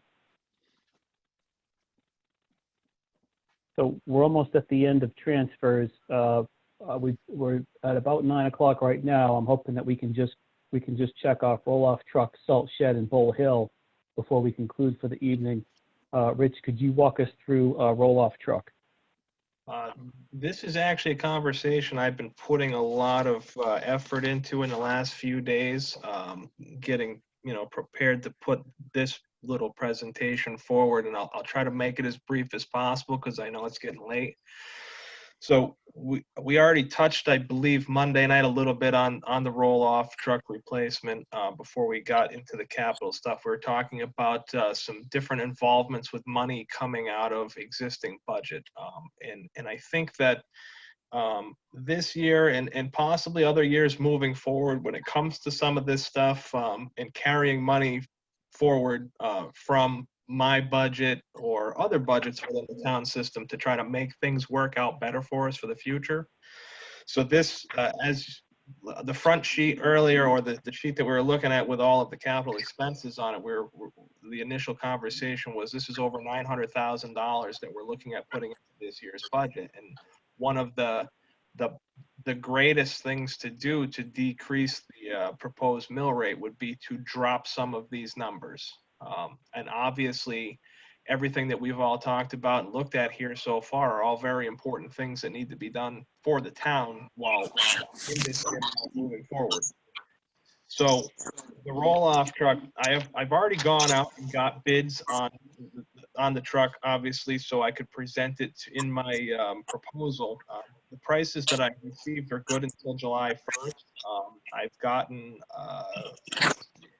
1, 2, 3, 4, 5, 6. I have 6 different bids from 3 different manufacturers for the unit. The lowest bid coming from Freightliner of Hartford, which is the dealer that we've used for our last 2 9-ton purchases. Their highest, they gave me 3 different quotes, basically with different bodies for the truck. All that would do the same job. They were $3,000 lower than the next bidder on the same unit. And their price range also varied within $4,000 between 3 quotes. So what I'm looking at here is $190,000 roughly for this unit. Their average price for out of 3 quotes was $191,176. So with that, my suggestion to the board, and I've discussed this with Amy, and she was in agreement with me that she thought that this was a good idea, and I'll leave this up to you as the Board of Finance. My suggestion was, there's been a lot of things this year that have affected my budgets. Last year, there was a very large road construction season, which kept myself and all of my crew extremely busy, which held us back from doing other things in town, which in turn ended up, we didn't spend a lot of money outside of the road work funding. We had less wear and tear on our equipment because it wasn't seeing the typical use that it would in a normal year, or perhaps some of it didn't get used at all. So that cut down on our breakdowns and our general maintenance and so on and so forth. So you know, we have some funding that's still sitting in equipment repair accounts and truck repair accounts, and now we're in the middle of April, so we're staring down the end of a physical year coming up very soon. But one of the things that I was looking at was my snow removal funding, and I know we talked about one of the topics of conversation the other night was cutting back salt sand from knocking $25,000 off of that, which I was I still would like to strongly disagree with that. Just basically, I feel like it would almost be like kind of like fool's money because it did not snow this year, and I can't say it's going to snow next year. And like my comment was, if it does snow and we run out of salt, we're going to buy more, which means we have to come up with the money. So, I know in past years, the certain budgets in different departments have been frozen, so the money could go towards buying salt. I don't want to see that happen. Obviously, if it does, we don't really have a choice, but that's a whole nother topic of conversation. What I would like to bring forth now is looking at leftover money from this year's snow removal budget. If you take the remaining funds from the salt sand line item, we currently, I had my assistant Kelly send an email upstairs to Orla's assistant to close out the purchase order for this year. The remaining balance in that account is $128,275. That being said, our two small sheds are full. We have approximately 580 to 600 tons of material sitting under the roof. So we're ready to start next year already. So that's 128,000 and change. Equipment repair for winter snow removal equipment repair. We have $10,409 remaining in that line item, according to the paperwork most recent budget paperwork that I have. And we have a $2,500 outside contractor line item that we leave in the budget every year just in case we have a very bad year where we can't manage and we have to get a little extra help. In the past, that has come from the Hoenigs, the owners of the Speedway. They plow for the state of Massachusetts. They have trucks with wing plows on them to bench back and shelf large amounts of snow, which we do not have. So that's always been left in there as a safety net. The combination of all three of those added up is $141,000. So if I'm looking at a $191,000 truck, now I have to come up with $50,000. So my thoughts are, if we were to take that money and put it towards buying this truck, that means we're not financing something else for 5 years. The 2014 Freightliner that we bought new is the last payment on that will be paid in June. That's a $35,000 payment. That'll be $35,000 worth of debt service that's no longer hanging over the head of my department moving forward. And I would like to start to find a way to get away from financing all this equipment for 5 years. I know that it's tough because it's a lot of money. It's all expensive. So my thoughts are, we need this unit. It's imperative to the safe and continued operation of the transfer station to have a reliable piece of equipment to move our waste on a week-to-week basis. So what I'm proposing is why don't we take some money that's going to remain in this current year's budget that I have right now that we're not going to expend, that we're going to see go back into fund balance, which I understand there's a purpose for that as well. But my purpose here is to not finance something else. And we have this money that's sitting there. We planned on using it for other things this fiscal year. Let's use it for this. That $141,000, as I mentioned, we're still going to be $50,000 short. I've already begun the conversation with the dealer to get a price on what our unit is worth for trade-in. I don't have any of those numbers yet. I honestly couldn't put a serious number on it. I'm hoping for 25,000 plus. So if, for example, it was 25,000, maybe it's more than that, I'm not sure. That's half of the 50,000 that I have to find. I'm sure I could probably dig up another $25,000 in my budget before the end of the fiscal year to cover the rest. If we ordered the truck, we'll say in May, we're probably not going to see it until at least August, if not later. So there's plenty of time to encumber all of this money before the end of this fiscal year. That way, once the truck is complete, we can pay for it. And it's one thing that's A, not in the debt service to my department, and B, not going into this budget going forward. Rhonda Rooney, Board of Finance. Question. So approximately you have left in salt 128, and then equipment 10,409, repairs 2,500.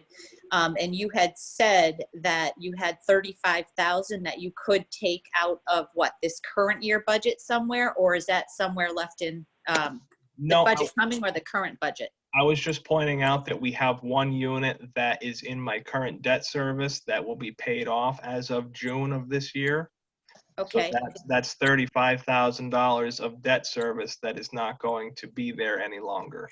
So the debt service is already removed out of the budget that we're currently working on, or is it still in there? That would be a question for Orla.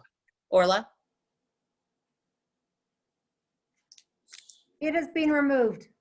It has been removed. Okay, so there's not that. Okay, so so basically what you're saying is if we took this money out of out of contingency, you should be able to come up with the other 50,000 some way, somehow, and take this whole line item off of the budget, the selectmen's 43,000 that they were going to use for finance. So this would be kind of like a zero number if we were to do that, hypothetically speaking.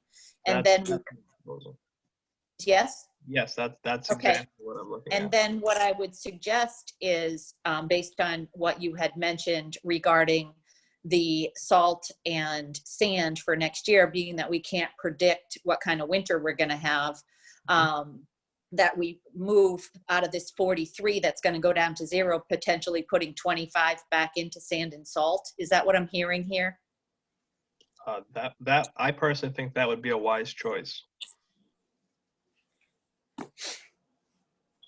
How do you board feel? How do the rest of the board members feel about that?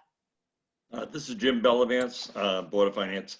Love the idea of being able to buy this and pay cash for this.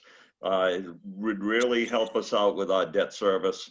Having that other truck being removed off of the list this year, not having expenditure for the next 5 years. Hey, we were blessed with fantastic weather all winter long.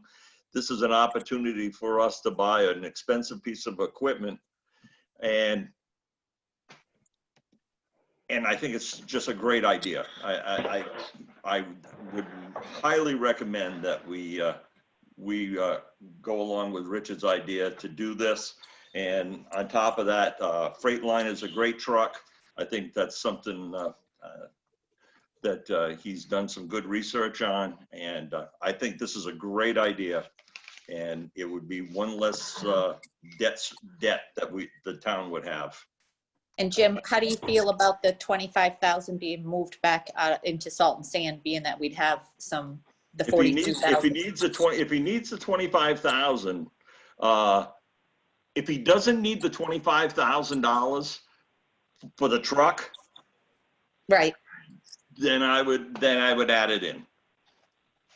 But if we can get this truck paid for cash, yep, I really think that is a phenomenal way for us to go, and a great use of our money.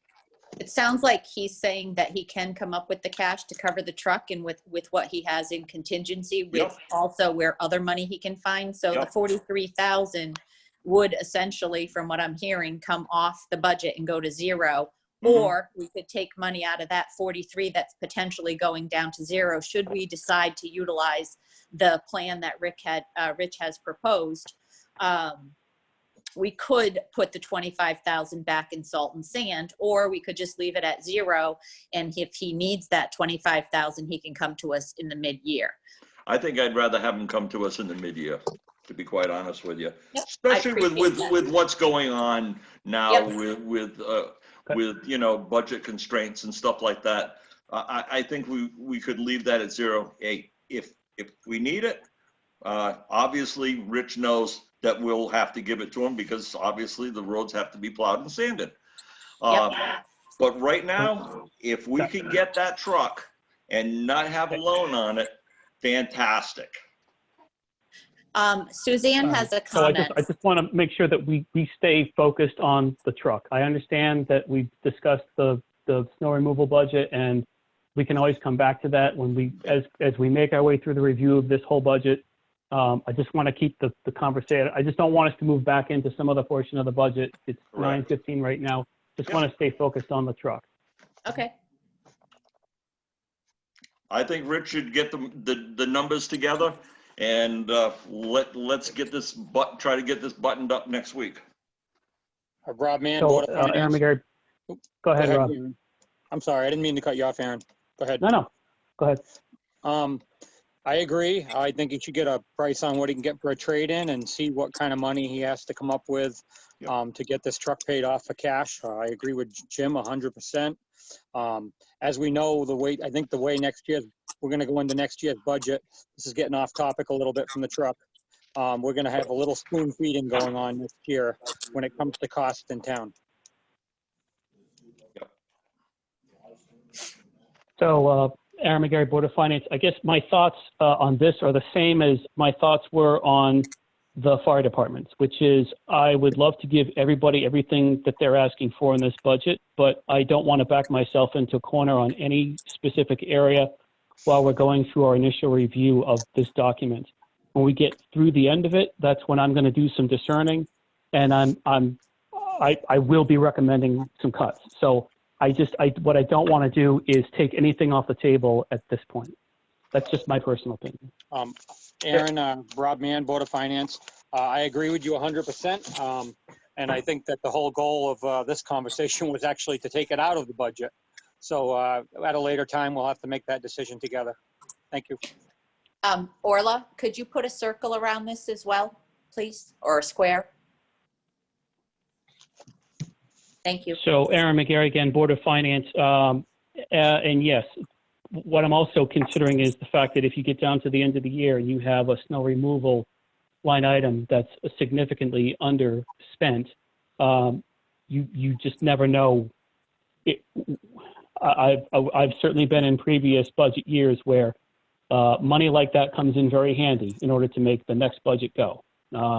So again, I don't want to take a single dollar off the table at this point in our review of this document. That's just my personal opinion. Aaron, Rob Wurge, if I could jump in, I have a couple of thoughts. I know it's getting late. I'm pretty much burnt out after 2 hours, so I'm having a hard time focusing. I think we should pick this up. It's a healthy and good conversation. But I also feel strongly to your comment. We got to see all four corners of all the moving pieces and make sure that all the trade-offs are considered. So that's not a no to this and a yes to something else.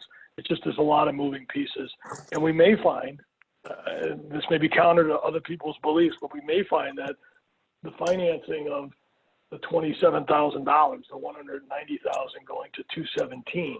Financing it over those 5 years for a 15 to 20-year asset may be a good answer when we see everything else.